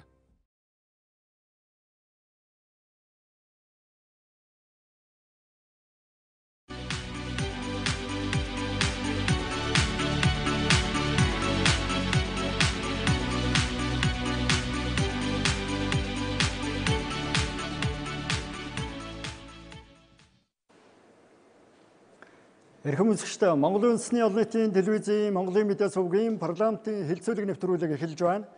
За нэвтрүүлгийг олон нийтийн телевизийн 6 зүгийн студиэс үзэгч та бүхэнд шууд дамжуулан хүргэж байна. Энэ удаагийн хэлэлцүүлгээр хүндх сэдвийг танилцуулъя. За парламентын хувьд 2019 оны улсын төсвийн төслийг хэлэлцэж байгаа. За энэ 7 хоногт 2 дахь хэлэлцүүлгийг хийгээд байна. За улсын хурлын хологдох байнгын хороод болон за чуулганы өнөөдрийн нэгдсэн хуралдаанаар хэлэлцүүлгийг үргэлжлүүлсэн. За төсвийн бодлогын хүрээнд ямар тодорхой зохицуултуудыг хийх шаардлагатай, бодлого шийдлийн хувьд ямар гарц байж болох уу гэдэг асуудлаар нийгмийн зарим төлөөллийн байр суурийг хүргэнэ.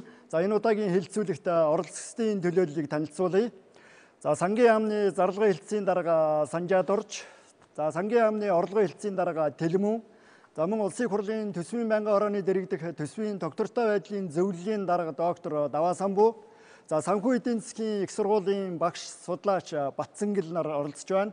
За мөн Дэлхийн банкны эдийн засагч Даваа Далаа, удирдлагын академийн багш доктор Ариуна, за мөн эдийн засагч доктор Батэрдэн нар оролцож байна. За мөн нэвтрүүлгийн явцад үзэгч та бүхний саналыг цахим хэрэгслүүдээр дамжуулан хүлээн авах боломжтой. За дэлгэцний доод хэсэгт бас цахим хаяг бичигдсэн байгаа. Үзэгч та бүхнийг бас нэвтрүүлгийн идэвхтэй оролцогч байна гэдэгт найдаж байна. Студид манай сэтгүүлчдийн баг ажиллаж байна. За нэвтрүүлгийн эхэнд үзэгч та бүхэнд улсын хурлын хуралдааны явцаас мөн улсын хурлын зарим гишүүдийн байр суурийг бичлэгээр хүргэе. Парламентын хэлэлцүүлэг нэвтрүүлэг эхэлж байна.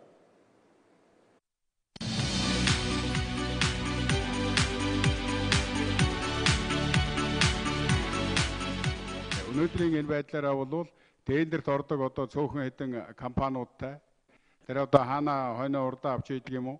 Үнэхээр одоо чанартай юм хийж гүйцэтгсэн ийм компаниуд нь бол орж чаддгүй. За ер нь гол бидний хийж байгаа ажил гэвэл Азийн хөгжлийн банк, сангийн яам, эрүүл мэндийн яам хамтран 2018 онд бол одоо хүн амын зонглон хэрэгжилж байгаа эмүүдийг нэгдсэн худалдаа авалтаар хийх ийм шийдвэр төрж, за улсын өмчийн 34 эмнэлэгт зонглон хэрэглэгддэг эмнүүдийг нэг нэгээрээ тендер зарлж биш, бөөнд нь худалдан авалт хийсэн юм анхны туршилтыг явуулсан. Өнөөдөр энэ 158 тэрбум төгрөгийг ашиглалтын зардалтаа шилжүүлж гэнэ гэж байгаа. Энэ бол орон нутагт нь хөрөнгө мөнгөтэй шилжүүлж байгаа ажил болохоос биш, бүхэлдээ орон нутгийн төсвийн асуудал бас биш болчиход байгаа байхгүй. Өөрөөр хэлбэл төвлөрсөн улсын төсвөөс үүрэгжүүлээд за энэ мөнгийг ингэж зарцуулаарай гэж шилжүүлээд өгч байгаа. Болдог бол намаараа одоо ингэ том төсвийн реформ хийх юм бол энийг орон нутаг өөрөө төсвөө бүрдүүлээд өмчөө өөрөө хариуцаад явдаг, хэдэн төгрөгөө яаж зарцуулах уу гэдгээ орон нутаг өөрөө мэддэг ийм тогтолцоор бол бид нар шилжих юм бол энэ шилжилт маань бол бүхэлдээ амжилттай болох гэдэг юм. За ашигт малгуулын хайгуулын лицензийн орлогын 50% бол 2019 онд орон нутагт нөгөн 2020 онд 100% шилжүүлэн газрын тосны орлогын 30%-ийг нь орон нутагт нь одоо үлдээн ийм одоо өөрчлөлтүүд хийж байгаа. За урд юм орон нутгийн төсөвдөр авагдчихсан орлогууд нь бол хэвээрээ үлдээд явна. Залуучдын хөгжлийг дэмжих төвүүд нь байгуулагдсан, ажиллаж байдаг. Тэгээ энэ залуучуудыгаа дэмжсэн одоо ийм бие даасан хуультай болсон манайх шиг орн бол энэ хууля хэрэгжилтэн дээр нь илүү их анхаарал тавьмаар байна. Энэ жилийн төсөв дотор нэг одоо онцлог нь бол хөдөлмөрлөлтийг дэмжих чиглэлээр засгийн газар анх удаага улсын төсвөөс 20 тэрбум төгрөг олгохоор бол энэ төсөвт бол орж ирж байгаа. Өмнө нь бол засгийн газар төсөв батлахдаа зөвхөн гадаадаас авч буй ажлагчдын ажлын байрны төлбөрөөс л хөдөлмөрлөлтийг дэмжих санг бол бүрдүүлдэг байсан. Нэг том зургаар нь хараад ямар ч байсан аж үйлдвэрийн парк байгуулад, зэсийг баяжуулах үйлдвэрээ байгуулад, тэр төмөр замаа байгуулад ийм нэг том хөрөнгө оруулалт руугаа чиглүүлэхгүй бол үнэндээ бидний олж байгаа бүх юм нь эсвэл бол зэс, эсвэл бол нүрс, эсвэл бол алт. Тэгэхэд гадагшаа гарч байгаа экспортынх нь ердөө 10 хүрэхтэй үгүйтэй бараг шахам хувь нь ашигт малтмлаас бус салбар дээр ээж. Хувийн хвшил хамгийн амжилттай хийдэг салбар руу төр орж бизнес хийх шаардлагагүй шүү дээ.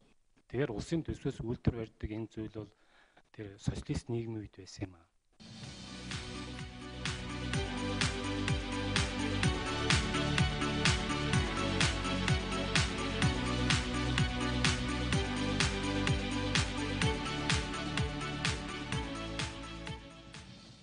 За парламентын зөвлөгөө нэвтрүүлэг студид үргэлжилж байна. Одоо нэвтрүүлгийн оролцогчдын байр суурийг хүргэе. За эхлээд сангийн яамны төлөөллүүдээс сонсъё. Ер нь эх жилийн төсвийн бодлогын хувьд эдийн засгийн өсөлтийн тогтвортой байдлыг хангах гэдэг юм уу? Ер нь нийгмийн тулгамдсан асуудлуудыг шийдэх чиглэлд одоо бодиттой нөлөө үзүүлж чадах уу? Гол нь төсвийн шинжил хийгдэж чадах уу? За та бүхэнд энэ өдрийн үчийн мэндийг хүргэе. Өнөөдөр улсын хурлын төсвийн 2 дугаар хилцүүлэг явагдаж дууслаа. Тэгээ яг энэ цаг үеийн улсын чухал үед хилцүүлэг хийж байгаас та Монгол Үзийн хамт олондоо баярлж байна. За засгийн газраас бол 2019 оны төсвийг өргөн барьсан. Төсвийн 19 оны төсвийн яг үндсэн зорилго гол концепт маань юу гэхээр цахим үр ашигтай ийм төсвийг бол бид нар өргөн барьж байгаа бөгөөжтэй гэж. За энэ хүрээнд бол бид нар нэгдүгээрт бүлдээ эдийн засгийг дэмжсэн төсвийн бодлого. Дээрээс нь төсвийн алдагдлыг бол үе шаттайгаар бууруулах, өрийн хэмжээг бол доктортой үе шаттайгаар бууруулах. Дээрээс нь энэ бизнес эрхлэлт эдийн засгийг дэмжсэн татврын шинжилгээ хийх, хэлээр гарч байгаа эрдэс бүтээгдэхүүний хяналтыг зохиц байдлаар шийдвэрлэх, импортын бүтээгдэхүүний хяналтыг бол зохиц байдлаар шийдвэрлэх, гайлын шинжилгээг хэрэгжүүлэх. За төсвийн зарлагын реформыг хэрэгжүүлэх, төсвийн зарлагын үр ашиг нэмэгдүүлэх гэсэн энэ чиглэлээр төсвийг бол боловсруулсан. Тэгээд орлогын хувьд бол 11 их 80, зарлагын хувьд бол 11.5 их 80-ийн зарлагтайгаар төсвийн алдагдал бол 5.4%-тай буюу өнгөрсөн жилүүдээс бол нэлээд хэмжээгээр буурсан ийм онцлогтой төсвийг бол бид нар өргөн барьсан. Тэгэхээр яг таны хэлж байгаа энэ бодлогын зорилтуудыг бол хангахад бол бид нар бол бүх нөөц солилцоогоо дайчилж энэ төсвийг боловсруулсан байна. Тэгэхээр бид нар бол 19 онд бол нийгмийн эдийн засгийн асуудлуудыг бол шийдвэрлэх бол нэлээд боломжтой эдийн засгийн өсөлтийг дэмжсэн энэ төсвийг өргөн барьсан гэдэгт бол итгэлтэй байна. За төсвийн доктортой байдлын зөвлөлийн төлөөллийн байр суурийг сонсъё. Ер нь эх жилийн төсвийн бодлогыг гол нь одоо ямар чиглэлд илүү хандуулах шаардлага байна гэж үзэж байна? За төсөв маань өөрөө чухал хэрэгсэлтэй. Монголын ард түмэн харж байгаа. Багш ажилчид харж байгаа. Бидний цалин нэмдэг лөө гэж. Тэтгэврийнхэн харж байгаа. Бидний цалин тэтгэврийг нэмдэг лөө гэж. Энэ утгаараа авч үзэх юм бол 5-600-700 тэрбум төгрөг оруулсан гэж манай сангийн яамаар мэдээлж байгаа. За нөгөө талаасаа бас бид олон улсын байгууллагуудтай гэрээ байгуулсан. Тэнд одоо манай донорын нэг төлөөлөгч байж байна. Энэ манай нөхдүүд маань ер нь тэр авсан үүргээ биелүүлж байгаа лөө говлоо гэж. Тэр биелүүлж байгаа гэдэгт бол нэгдүгээрт төсвийн сахилгатыг чангатах ёстой. Төсвөр одоо янз бүрийн сувгаар гарч байгаа зүйлийг төсвөдөө нэгтгэж энд байгаа алдагдлыг багасгах үүрэг авсан. Нөгөө талаас энэ бид бол одоо өрийн хямралд орцсон шүү дээ. Энэ өрөөсөө яаж харах вэ? Өрөө хямралаа яаж багасгах вэ? Энэ талаар тодорхой алхам хийгдэж байна уу гэсэн ийм зүйл байгаа. Тэгээ энэ дээрээс бидний нэгдүгээр дүгнэлт бол яг хуу энэ жил бол үнэхээр шахуу зорилт тавилаа. Дийлдэг лөө яадаг лөө гэж. Эдийн засгийн өсөлтийг нэг донор орнууд улсууд бол манайх 6% хүрэх лөө гэсэн ойлголттой байгаа. Бид бол маш зоригтой 8%-ийг хүргэнэ гэсэн байлээ. За үүний цаана юу байна вэ гэхээр ихэнх нь одоо нүүрсний экспорт юм билээ. Тэгэхээр нүүрсний экспортыг бол одоо манай бидний зүгээс бол дэмжихээс өөр арга байхгүй. Учир нь юу гэхээр та бүхэн мэдэх ба 21 онд байна, 22 онд 1 тэрбум доллар гадагшин төлнө. За мөн бас 500 сая доллар бондын бас төлбөр төлөгдөнө. За дээрээс маш их мөнгө гадагшаа төлөгдөхөөр байгаа. Энэний чинь бид экспортын орлогоор төлөх ёстой. Энд ямар ч гэсэн 19 онд нэг орлого хийгээд үзэх тэр 42 сая тоннд хүрэх болтугай гэсэн рэдүг нь харж байгаа. За мөн эвгээр дамжиж бас нэг одоо тэрбум шахуу их 80 төгрөгийн орлого олох ёстой. Өнөөдрийн байдлаар бид нар юу гэдгийг нэлээд төсвийн орлого давалттай байгаа учраас 2 их 80-аар төлөвлөснөөсөө нэмэхээр байлээ. А гүйцэтгэлээсээ бол нэг их 80-аар нэмэгдүүлэхээр байгаа. Энэ маань өөрөө нүүрсэн дээр байгаа. Тэгэхээр энэ бол хоёр зорилтыг хангаж байна гэж байгаа. Хоёр зорилтыг. Нэгдүгээрт нь бол тэр миний төрөний хүссэн ард түмний хүсэж байгаа зүйл, нөгөөх нь бидний гадагшаа төлөх ёстой зүйл хангах чиглэл рүү явж байна гэсэн ийм л ойлголттой. За тэгэхээр цаана ярих юм бол зөндөө манай нөхдүүд ярина үсттэй. За Дэлхийн банкны төлөөлөл сонссон. Ер нь одоо засгийн газрын боловсруулсан төслийн хувилбараас үзвэл эх жилийн одоо төсвийн бодлого оновчтой бодиттой төлөвлөгдөж чадхаар байна уу? Аль эсвэл одоо эрсдэлтэй тусгай шаардлагуудыг хангах талаасаа бас төдийлөн очир дутагдaltaй байдал ажиглагдж байна уу? За өргөн барьсан төсөлтөд бол ерөнхийдөө танилцсан. Тэгээд үндсэн 3 зүйл дээр ер нь төсвийн бодлого бол нэлээд нийцтэй байх нь зөв болов уу гэж харж байгаа бидний зүгээс. За нэгдүгээрт манай гадаад орчны эрсдлүүд бол нэлээд нэмэгдэж байна. Ялангуяа одоо 2-3 сарын өмнөхтэй харьцуулахад бол та бүхэн мэдж байгаа. Нэлээд одоо эрсдлүүд бол нэмэгдэж байна. Яаж энэ одоо энэ эрсдлийг хэрхэн даван туулах вэ гэдэг дээр ер нь дэлхийн нийтээр нэлээд анхаарал хандуулж байна. За түүн дотор хятад улс үү. Энэ бол манай одоо бодлооны гол түнш. За үүнийг дагаад манай гол түүхийд үн бол төлөв нь бол нэлээд буурах ийм эрсдлүүд бол ялангуяа сүүлийн сарууд жоох ажиглагдаж байна. За энэ бол нэгдүгээр эрсдэл. Энийг бол зайлшгүй арга зохицтой. За хоёрдугаарт та бүхэн мэдж байгаа засгийн газраас за төв банкнаас олон улсын байгууллагуудтай хамтраад хөтөлбөр хэрэгжүүлж байгаа.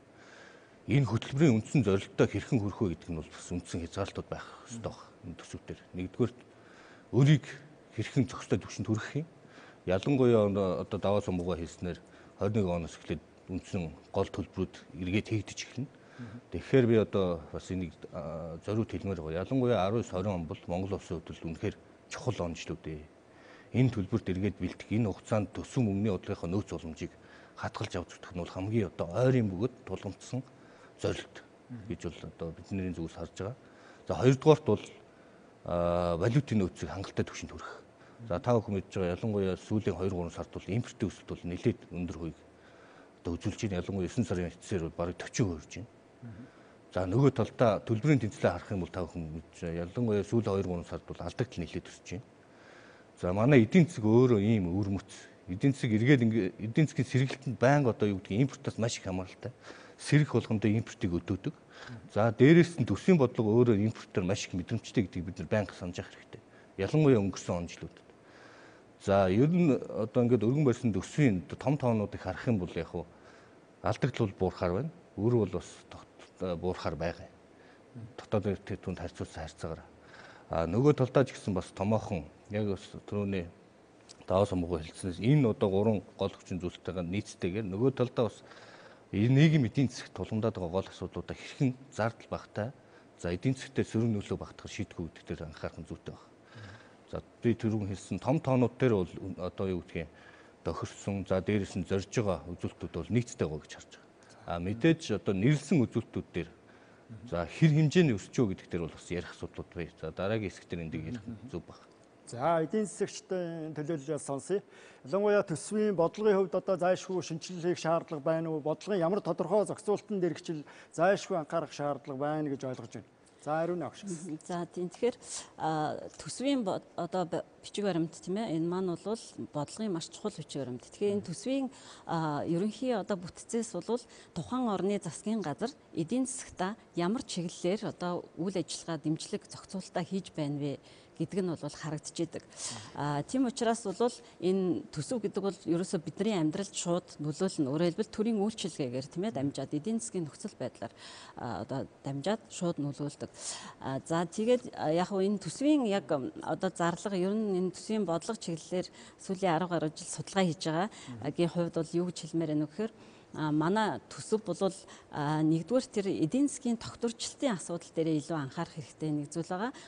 Сүүлийн одоо одоо 90 оноос хойш өнөөдрийг хүртэл 28 жилиг авч үзэх юм бол эдийн засгийн өсөлт бууралтын мөчлөгийг дагсан ийм бодлого яваад байгаа байхгүй юу. За тэрийг бол бид нар бас тодорхой хэмжээгээр зохицуулах энэ дээр бас анхаармаар байна гэж боддог. За энэ 19 оны төсвийн одоо төслийг уншаад нэг зүйл дээр бас нилээд одоо анхаарал хандуулад бас энэ их нааштай зүйл хийх нэ гэж бодож байгаа нь тэр төсвийн зарлагын хувьд тэгш хуваарлтыг тийм ээ тэгш зохистой хуваарлтыг за тэгээд үр дүнтэй болгоно гэж ингэж одоо бас зорилт төвшүүлсэн байлээ. Гэхдээ ер нь бол одоо ингээд 300 гаруй хуудас бичиг баримтыг уншаад үзэхээр одоо яг юу хийх гэж байгаа юм болоо гэж би бас ойлгоогүй. Ягаад гэвэл зарлагыг бол яг үр дүнтэй болгоно гэдэг бол их чухал тийм ээ. Бидэнд ирж байгаа төрийн үйлчилгээ маань чанар хүртээмжтэй болох асуудал энэ дээр бас явж байгаа. Тэгэхээр энэ манад бол өнөөдрийг хүртэл хийгээгүй. Одоо бол ерөнхийдөө бас хийх гэж байгаа реформын нэг зүйл нь хууль эрх зүйн хувьд тодорхой хэмжээгээр одоо зохицуултуудыг хийгээ явж байгаа зүйл юу гэхээр нөгөө төсвийн зарлагын шинжилгээ буюу төрийн үүрэг функцийн шинжилгээ. Тэгэхээр улс орнууд энэ төсвийнхаа зарлагыг бид нар бол 27-8 жил төсвийн зарлагаа үр дүнтэй хэмнэе гэж ярьж ирсэн боловч хэмнэн чадаагүй. Тэр нь юунаас олж ийнө гэхээр яг энэ төрийн одоо үүрэг функцийн дүн шинжилгээ бид нар хийгээгүй учраас ямар зарлагаа хэмнэх вэ гэдгээ мэдэхгүй байгаа байхгүй юу. Зүгээр ойр зургийн нэг тий одоо томилтын зардал энэ төр гэсэн ийм зүйлээ хэмнэхээр яг одоо эдийн засагт тодорхой нөлөөтэйгээр үр дүнтэйгээр хэмнэлт бол явахгүй байгаа нэг юм зүйл байгаа. Зүгээр зарлагын одоо тэр үр дүнтэй болох тал дээр хөтөлбөрийн төсөвлөлт гэдэг үг нь хэрэгжүүлээд 8 оноос хойш тийм ээ одоо туршилтаар яваад одоо бол бүрэн хэрэгжээд хөтөлбөрөөр төсөвлөд гэхдээ нөгөө цаана үүрэг функц нь тодорхой биш учраас энэ маань бас үр дүн гарахгүй байгаа. Тэгэхээр зэрэг энэ дээрэс нь тэгш гэдгийгээ яг юу гэж харж байгаа вэ гэдэг нь их одоо чухал асуудал. Өөрөөр хэлбэл Монгол улсын одоо нийт ингээд эдийн засгийг аваад үзэх юм бол 21 аймаг нийслэл Улаанбаатар хот гэдэг тийм ээ ингээд засаг захиргаа нутаг дэвсгэрийн нэгжид хуваагдж байгаа. Тэгэхээр Монгол улсын иргэн хүн Улаанбаатар хотод амьдарч байна уу тийм ээ зах хязгаарын аймагт амьдарч байна уу гэдгээс үл хамааран яг л адилхан одоо тодорхой хэмжээний тодорхой стандартын төрийн үйлчилгээ авах эрхтэй тийм ээ үндсэн хуулиараа. Тэгэхээр тэрийг яг одоо яг тэгш одоо гэж тэгш ижил тэгш үйлчилгээ хангана гэж бодлогодоо заах гэдэг юм уу эсвэл минимум стандартын наазахын үйлчилгээг нь адилхан хангана гэж заах юм уу гэдэг нь бас харагдахгүй байна л гэж би зүгээр судлаач хүний хувьд харсан. Гэхдээ реформ хийнэ гэж байгаа нь бол бас их олзур шуурштай байна гэж би харсан. За Батэрдэн доктор. За нөрөө мэндийг хүргээ атаа. Тэгээ ойрын өдрүүд бол улсын их хурлаар 19 оны төсөв хэлэлцээд их одоо ачаалттай сангийн яам улсын их хурлын гишүүд ачаалттай ажиллаж байна л да. Тэгээд энэ хүрээнд бол миний хувьд бол нийт одоо төсвийн бодлогын талаар ярихаасаа илүү тэр дотор хөрөнгө оруулалтын асуудлыг бас олон жил хариуцж ажиллаж асуудлын хувьд бол хөрөнгө оруулалт төр нэлээд бас анхаарал тавьж ажиллаж байгаа. Тэгээ өнөөдөр бол хоёр дахь хэлцүүлгийг ингээд их орл чуулган хайрцагчлаа. Одоо энд бол орлого зарлага бүх юм бол хөдөлгөөнгүй болсон. Одоо дотоод төслүүд дээрээ бол наривчилж ирээд ингээд 11 сарын 15-ны дотор бол одоо батлах юм хуультай ингэж ажиллах ба. За ер нь бол энэ орж ирсэн төсөл бол ер нь орлого бол нэлээд нэмэгдсэн нэлээд шахуу юм одоо төсөл боллоо гэдгийг нийтээр ойлгож байгаа. За ер нь сүүлийн жилүүдэд бол төсвийн орлогоо дагаад бол хөрөнгө оруулалтын одоо хэлбэлцэл өсөлт оролтууд бол ажиглагддаг. Ер нь одоо 2000 онд бол 28 тэрбум төгрөгийн одоо төсвийн хөрөнгө оруулалттай байсан орн шүү дээ. Тэгэхээр хамгийн оргил үе бол 11 онд 1.5 их найт төгрөгийн төсвийн хөрөнгө оруулалт төлөвлөсөн. За энэ онд бол 2 дахь одоо өндөр төлөлт нь бол одоо 1.2 их найт төгрөгийн төсвийн хөрөнгө оруулалт оруулж ирж байна. За төсвийн хөрөнгө оруулалт дотроо бол нийгмийн салбарууд ялангуяа боловсрол эрүүл мэндийн чиглэлээр бол нэлээд өндөр төсвүүд төлөвлөгдсөн ажиглагдж байна. За реформ хийж төсвийн орлогоо бүрдүүлэх чиглэлээр бол манай сангийн хаан бол одоо өдөр шингүүл ажиллаж байгаа л да. Би дотор нь бас ажиллаж байсан хүний хувьд бол энэ зовлонгийг мэднэ. За ер нь бол Монголын энэ төсвийн асуудлыг бол бас гадна бол төсвийнхаа асуудлыг бол Монгол улсын нийт нийгмийн эдийн засгийн хөгжлийн нийт хүрээтэйг их уялдуулж бид авч үзэх хэрэгтэй. Ер нь бидэнд бол эдийн засгийн амьдралаа удирдах, төлөвлөх, зохицуулах ийм институцийн тогтолцоо олон жил байхгүй явж ирснээс бүх одоо санхүүгийн зардал энэ хэрэглээгээ бол төсвөөр одоо амжуулах гэсэн төсөв даатгсан ийм одоо чиг хандлага бол ингээд сүүлийн зах зээлийн нийгмээс хойш явж ирлээ. Тэгэхээр одоо их хурлын гишүүдийн саяын одоо хилцүүлэг чуулган дээр ярьж байгаа энэ санаанууд бол ер нь бодлогын талаар ч нэг ярьж гин, үйлдвэрлэлийн асуудлууд ч нэг ярьж гин, ингээд одоо нийгмийн асуудал ярьж гин, ингээд тал таллуугаа бол төсвийг бол одоо хүрэх гэсэн ийм л одоо маргаа явж гин л. Тэгэхээр энэ дотроо бол төсвийн хилцүүлгийн явцад бол хөрөнгө оруулалтын асуудал хамгийн их маргаан дагуулдаг, нийгмийн анхаарлыг татдаг сэдвэлдээ. Ер нь одоо хөрөнгө оруулалтын төслүүдийн тухай л одоо дийлэнх нь ярьсаар байгаад ингээд төсөв батлагддаг. За энэ жилийн төсвүүдээр бол нийтлээ нэг 876 төсөл арга хэмжээг 1.2 их найд төгрөгийн хүрээнд одоо хэрэгжүүлнэ гэж ингэж одоо оруулж ирсэн байна. Тэгээ 876 одоо төслийн 515 нь бол шинэ төслүүд. 60% нь бол шинэ төслүүд хэрэгжүүлэхээр ингээд шахуу одоо төлөвлөлт хийсэн байна гэж ингэж үзэж байгаа. Тэгээд бодлогын хувьд одоо оновчтой байж чадж байна. Аль эсвэл одоо бас учирдагтай байна гэсэн үг. За ер нь бол төсвийн оруулж ирж байгаа төслүүдийн хувьд бол сангийн яам бол нийт зардал дотор бол 10.5% нь бол төсвийн хөрөнгө оруулалтын зардал эзэлж байгаа. Нийт зардлын. За өнгөрсөн 18 онд бол 8.8% байсан. За 14-5 оны одоо эдийн засгийн уналттай үед бол 4% хүртэл ингэж буурж унж ирсэн. Ер нь хөрөнгө оруулалтын одоо энэ зардлуудын өсөлт бол ер нь маргаашийн хөгжлийн хүч хэрэгсэл учраас бол энэ их өндөр ач холбогдолтой байдаг. Гадаад хөгжсөн орнууд бол ер нь зардал дотроо бол хөрөнгө оруулалтын одоо зардлаа бол одоо 30-40% хүртэл нь бол ингэж. Тэгэхээр бас ерөнхийдөө нэвтрүүлгээ эхлээд төсвийн орлого талын асуудлыг бас хөндөö, дараа нь бас зардал хөрөнгө оруулалтын холбоотой асуудлуудыг үргэлжлүүлье гэж төлөвлөж байна. За судлаач Бацангэл. За төсвийн орлого талаас нь аваад үзэх юм бол нэрэлсэн дүнгээрээ бол нэлээд огцсон өсөлттэй ийм дүн байж байгаа. За тэрийгээ бол урд одоо оноосоо одоо 27 орчим хувиар ерөнхийдөө нийт дүнгээрээ өссөн байгаа нь их өндөр өсөлт юм уу гэж харахаар бид нэр бол харьцангуй хэмжигдэхүүнээр бас хэмжээд үздэг. Тэр нь бол дотоодын нийт бүтээгдэхүүн байдаг. Дотоодын нийт бүтээгдэхүүнд эзэлж байгаа хувийн жин нь бол төсвийн орлого нь бол бас огцсон өсөлттэй одоо биш байхаар тооцоо хийсэн байж байгаа. Тэр нь бол их өсөөд байна. Гэхдээ ДНБ-тэйгээ харьцуулахад бол гайгүй бас тоо байж байгаа. Гэтэл бол энэ дээр гол одоо бидний хувьд сорилт бол юу байх вэ гэхээр ДНБ үед дотоодын нийт бүтээгдэхүүний хэмжээ 8% хүрч чадахгүй юу гэдэг л хамгийн гол эрсдэл байж байгаа. Тэгэхээр энэ дээр бол ерөнхийдөө ДНБ-д бол судлаачд бол янз бүрийн одоо судалгаа хийсэн байдаг. За би өөрөө судлаач хүний хувьд ерөнхийдөө энэ макро эдийн засгийн үзүүлэлтүүдийн одоо нөхцөлтэй харьцаа хадгалагдж ээж л одоо бидний тэнцвэртэй түвшиндөө төлөвсөн түвшиндөө хүрэх юм байна л. Тэгэхээр энийг дээд доод хязгаарыг нь бид нар бас тодорхой зааж ээж ирээдүг одоо таамаглаж ээж тодорхой сценаар өгдлүүд тавьж ээж муу тохиолдол дээр нь ямар бэлтгэлтэй байх вэ гэдгээ зарлагын удирдлагаараа одоо зохицуулт хийж шийдэж ямрыг нь хойшлуулах уу орой орлого дутах одоо магадлал байна уу гэвэл байгаа. Олон янзын үзэгдлүүд одоо манай даваа талаа эдийн засгч хэлж байгаагаар дэлхийн улс орнуудын одоо эдийн засгууд бас янз бүрийн одоо өөрчлөлтүүд огцом одоо хандлагууд гарч байгаа нь бол манай улсын эдийн засгт нөлөөлөл нь бол валютын ханшны өсөлт, инфляц, зээлийн хөвдөх 3 сувгаар бол орж ирдэг.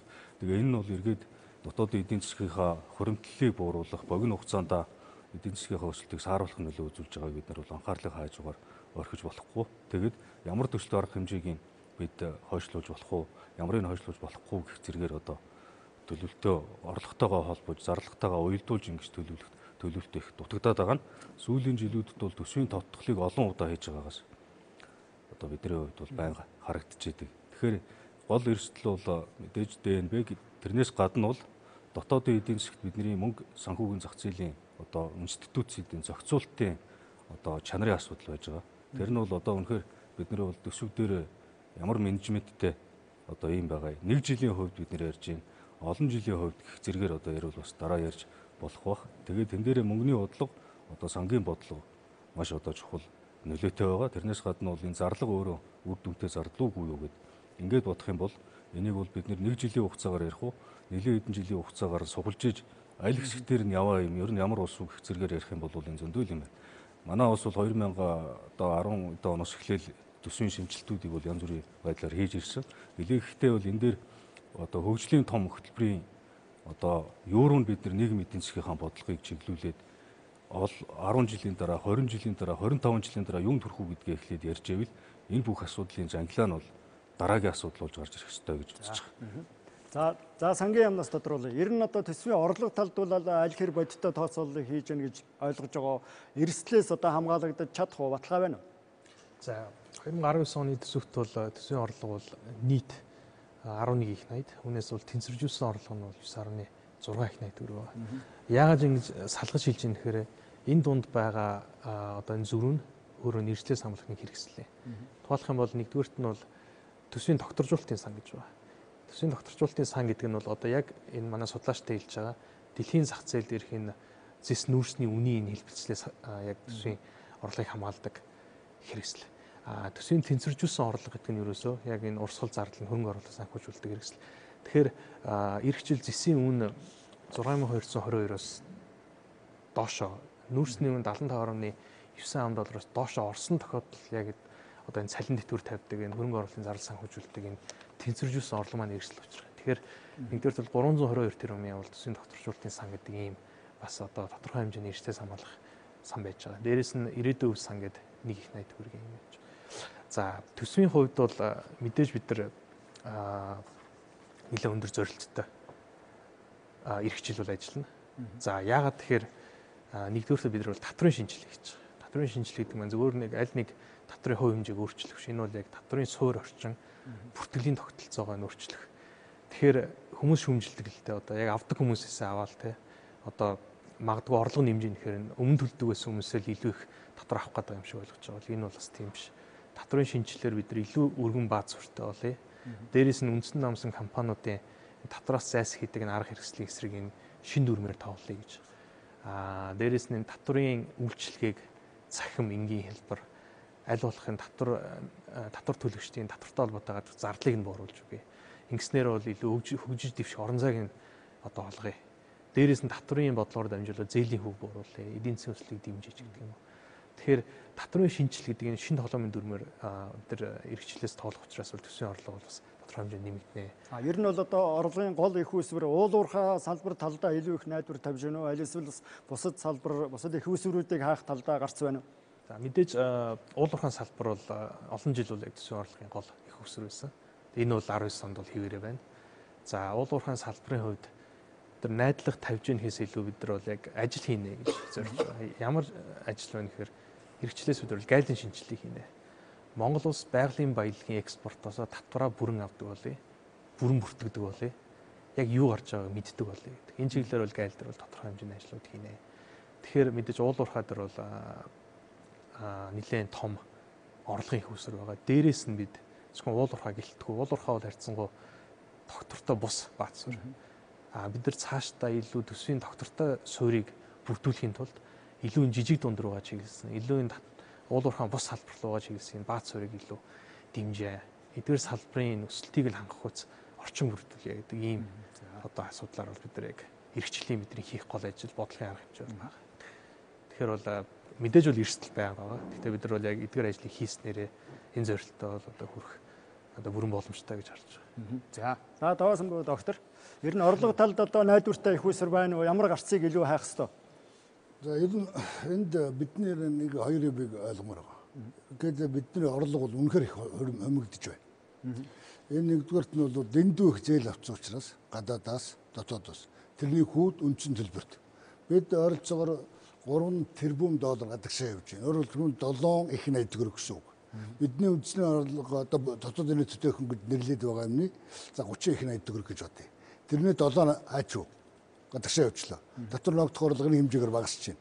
Тэгэхээр энийг яаж зогсоох вэ гэдэг бол нэгдүгээр асуудал. Хоёрдугаарт нь тэр орж ирсэн тоног төхөөрөмжийн өндөртэй учраас тэр илэгдлээрээ дамжаад гадагшаа явчлаа гэсэн. Тэрнийг бодоод манай сангийн яам бол яг Вашингтон барилгын илэгдлийг 50 жилийг 25 болгоё гэж 40 жил болгоё гэж бас багасгаж оролцох юм бол байгууллагуудаар байх үлдэх хөрөнгөний хэмжээг нэмэгдүүлэх тухай яригчээд л дээ. За ийм нэг бодлого байна. За нөгөө талаас энэ ерөөсөө татвар төлөхгүй жижиг аж ахуйн нэгжүүд байна. Энэнийг бол одоо татврын хөнгөлөх зарчмаар орлогын нийлт тодуулгая гэсэн ийм нэг зүйл байгаа. Тэгэхээр энэ дээр би одоо өхөр манай зөвлөлөөс юм гişүүдийн хэлсэн нэг зүйлийг бас би хэлье гэж бодож байна. Өнөөдөр Улаанбаатар хотод амьдарч байгаа 1.5 сая хүний 3-1 нь сүүлийн 20 жилд хөдөөнөөс ороод ирсэн хүмүүс байгаа юм. Тэгэхээр энэ шилжилт хөдөлгөөн гэдэг бол Монгол улсын төсвийг өнөөдөр маш хүндрэлд оруулж байгаа. Нэгдүгээрт нь бол хөдөө ажлын байр байхгүй. Тэрээс болоод энэ төрөйд ирж. Тийм учраас хэрүү тэр хөнгөлт үзүүлэх гэж байгаа юм бол Улаанбаатар хотод хөнгөлт үзүүлэх юм бол дахиад хүмүүс ч хүрээд ирнэ. Дахиад хүмүүс ч хүрээд ирнэ. Тийм учраас их хурлын гишүүдэд та нараа яриач. Энэ хөнгөлтөө тэр 90% хөнгөлтөө. Өөрөөр хэлбэл ганцхан хувийн дотор авах гэж байгаа юм бол тэр сумдаа, тэр аймагдаа болгооч. Тэгвэл энэ 3-1 энд амьдэрсэн хүмүүс чинь хөдөөд ажлын байртай бол. За нөгөө талд нь өнөөдөр та бодчих 400-аас 500 тэрбум төгрөгтэй тэнцэх сургууль, эмнэлэг одоо юу ч гэлээ. Энэ чи юунаас болж? Энд хүн хүрээд ирсэн. Сургуулийн хөдөө яваад очтаа. Хүүхэд нь байхгүй байгаа шүү дээ. Багш нараас зөөхөн одоо зөөхөн хүүхэд сургууль зөндөө болсон шүү дээ. Одоо аймагт тойроод. Энэ юу харуулж байна вэ? Төсөө өнөөдөр ачаалаа дийлхэлгээ байлаа. Энэ шилжилт хөдөлгөөнөөс болж. Энэ суур асуудлаа шийдээч. Тэр өрөө болгооч. Та бүхэн яри. Миний олж байгаа орлого маань зарлаад авахгүй байна. Орлох юм бол бид 2 их 80 төгрөгийн алдагдaltaй байна. Энийг би өнөөдөр дотоодоос санхүүжилгээр болио 20% хүүгээр зээл ард түмээс аваад төлөхтөр зэрэг төсөв дийлэхгүй гаднаас хөнгөлтөө зээл авъя гэж. За энэ маань өөрөө ахаад би сая 3 тэрбум доллар нийт дүнгээр яг төсөвд ногдох нь их нэг их 80 төгрөг гэж байна. Энэ юу? Төсвийн орлого 20% бас гэдэг шиг явж. Энийг зогсоохоос өөр аргагүй байна. Яах вэ? Тийм учраас энэний цаана бол төсвийн алдагдлаа багасгая. Өөрөөр хэлбэл бид төгрөгөөр олж байгаа, татвараар олж байгаа юм хэмжээнд амьдрахын төлөө явъя. Энэ жилийн хувьд бол 19 оны хувьд бол гадаад орнуудаас авахар тохирцсон зээл байгаа шүү дээ. Энэ хэмжээнд төсвийн алдагдлыг 1.2-оос 1.9 тэрбумдаа багтаах боломж байна уу гэдгийг судлаач гэсэн нэгдүгээр.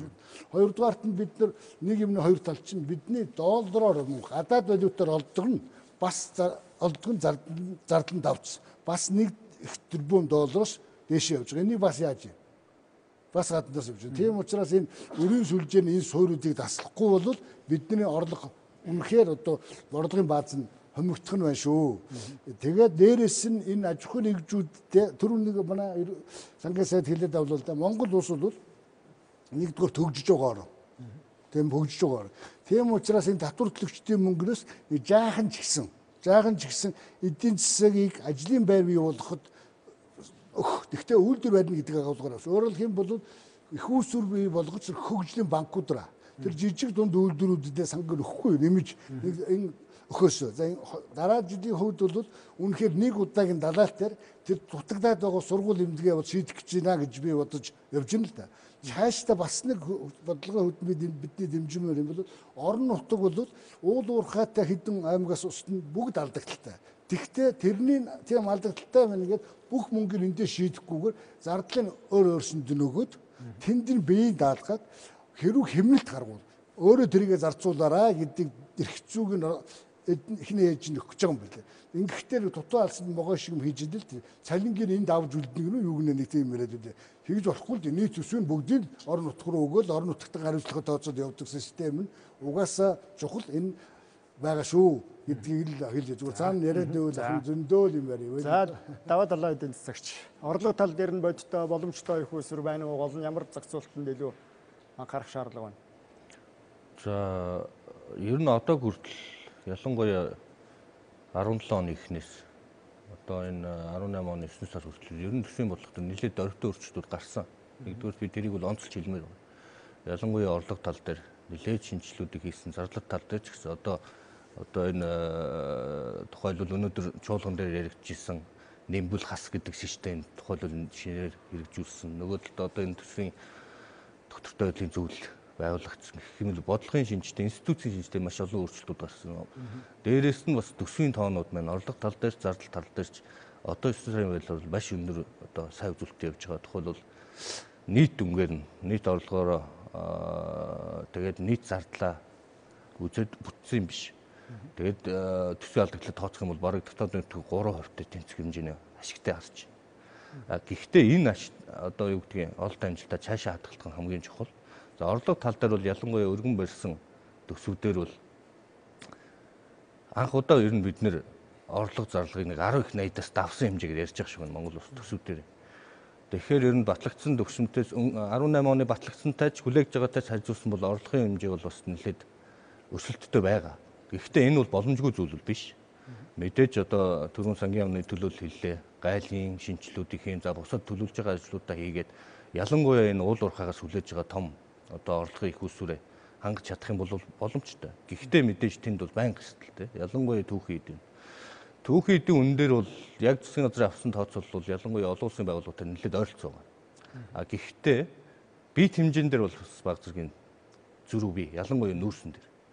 За яг хөө энийг бол боломжгүй зүйл гэж байгаа юм биш. Гэхдээ баг зэргийн өөдрөг байна уу гэж харж байгаа. Гэхдээ мэдээж одоо түрүүний хэлсэн арга хэмжээнд хэрэгжүүлж чадах юм бол хүрэх боломжтой. Гэхдээ бас одоо юу гэдгийг яг гайлын одоо тухайлбал хөрөнгө оруулалт бол үнэхээр хэрэгтэй нь хэрэгтэй.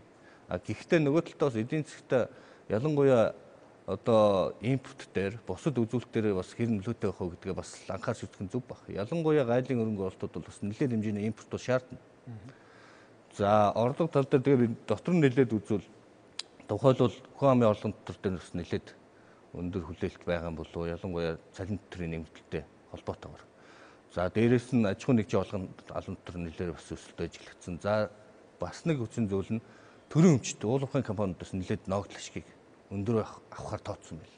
Тэгэхээр энэ нэргээл одоо уул уурхайн салбар дээр бас нэлээд хэмжээний орлого хүлээж одоо холбоотой.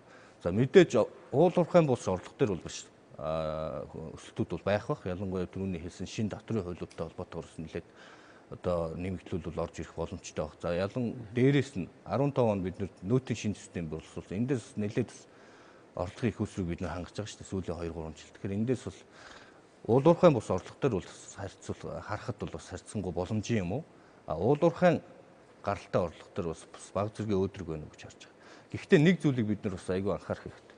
Орлогоо өөдрөг төсөөлж байгаа ч гэсэн хэрвээ ямар нэг эрсдэл гараад орлого гүйц төлөвлөгөө тохиолдолд зардал дээрээ одоо зоригтой реформ, зоригтой таналтыг хийх ийм одоо зорилттой байх нь чухал.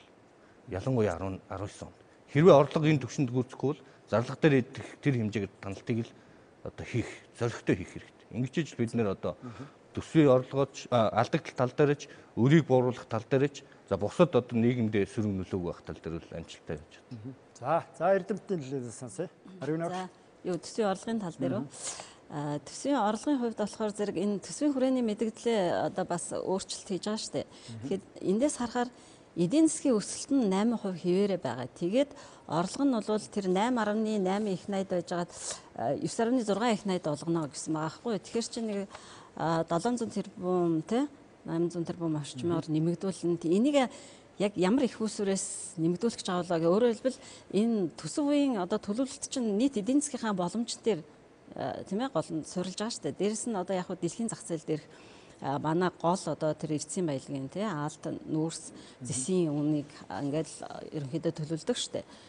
Тэгэхээр одоо яг юунаасаа энэ орлого нэмэгдэж байгаа юм болоо эсвэл магадгүй манай нөгөө төсвийн орлогын 80% татврын орлого байдаг. За тэрнээсээ бол орлогын татвар бол хүн амын орлогын албан дотор аж ахуйн нэгжийн нийгмийн даатгалын шимтгэлгээ нийлээ бараг 50% тийм ээ 47.8% эзэлж байгаа. Тэгэхээр энэ тал дээр одоо нэг ямар нэг өөрчлөлт тийм ээ одоо реформ хийгээд за тэр авч чадахгүй байгаа татваруудаа авах гэж байгаа юм болов гэсэн л нэг юм тамгалал байна. Тийм ээ одоо манад бол далд эдийн засгийн хувь бол их өндөр байхгүй юу. Тэгэхээр зэрэг нөгөө татвараа бас бүрэн авч чаддгүй. Татврын энэ хувь хэмжээг өөрчлөөгүй ч гэсэн бид нар энэ дээр илүү их одоо татврын удирдлага гэх юм уу да тийм менежмент энэ талдаа илүү сайн одоо реформыг хийж чадах юм бол бас потенциал боломж бол их өндөр байгаа. Тэгэхээр энийг хийх гэж байгаа юм болов уу гэд би бас төслөө уншиж байхдаа бодож ирсэн л да яаж орлогоо нэмэгдүүлэх юм болоо гэд. Хэрвээ одоо яг тодорхой орлогыг нэмэгдүүлж чадах тэр одоо арга хэмжээнд байхгүй бол энэ бас эрсдэлтэй болж байгаа харагдаж байгаа. Тийм. За баярлалаа. Эрхэм үзэгчдээ парламентын хил зүйлийг нэвтрүүлэг үргэлжилж байна. За энэ удаагийн нэвтрүүлгээр 2019 оны улсын төсвийн төсөлтөд холбогдох зарим асуудлаар нийгмийн зарим төлөөллийн байр суурийг хүргэж байна. За үзэгч та бүхний саналыг дэлгэцний доод хэсэгт бичигдсэн цахим хаягаар хүлээн авах боломжтой байгаа. За парламентын хил зүйлийг нэвтрүүлэг үргэлжилж байна. За үзэгч та бүхэнд одоо улсын хурлын зарим гишүүдийн байр суурийг бичлэгээр хүргэе.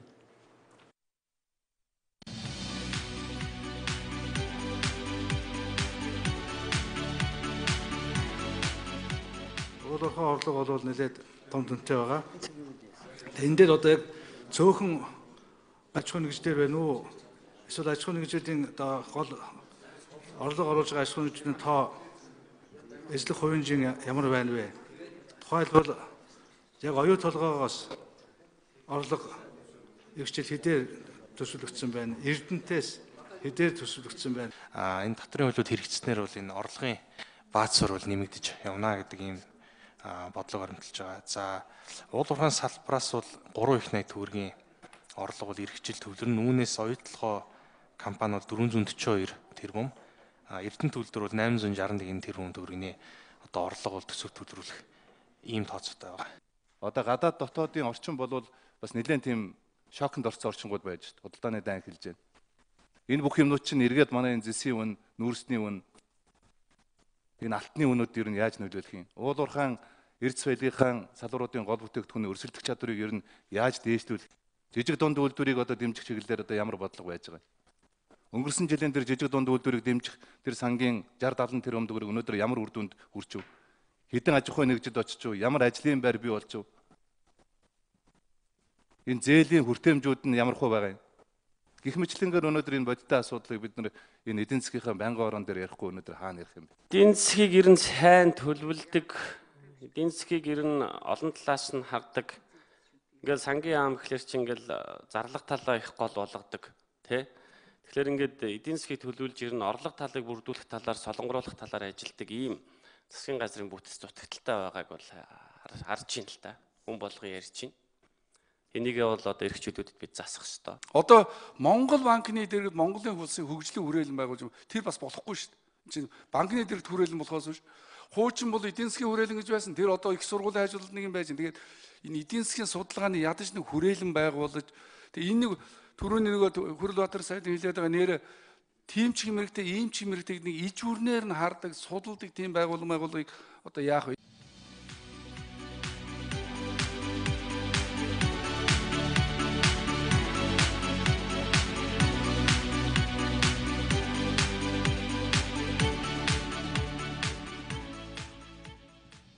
За парламентын хэлцүүлэг нэвтрүүлэг студид үргэлжилж байна. За зарим үзэгчдийн саналыг танилцуулъя.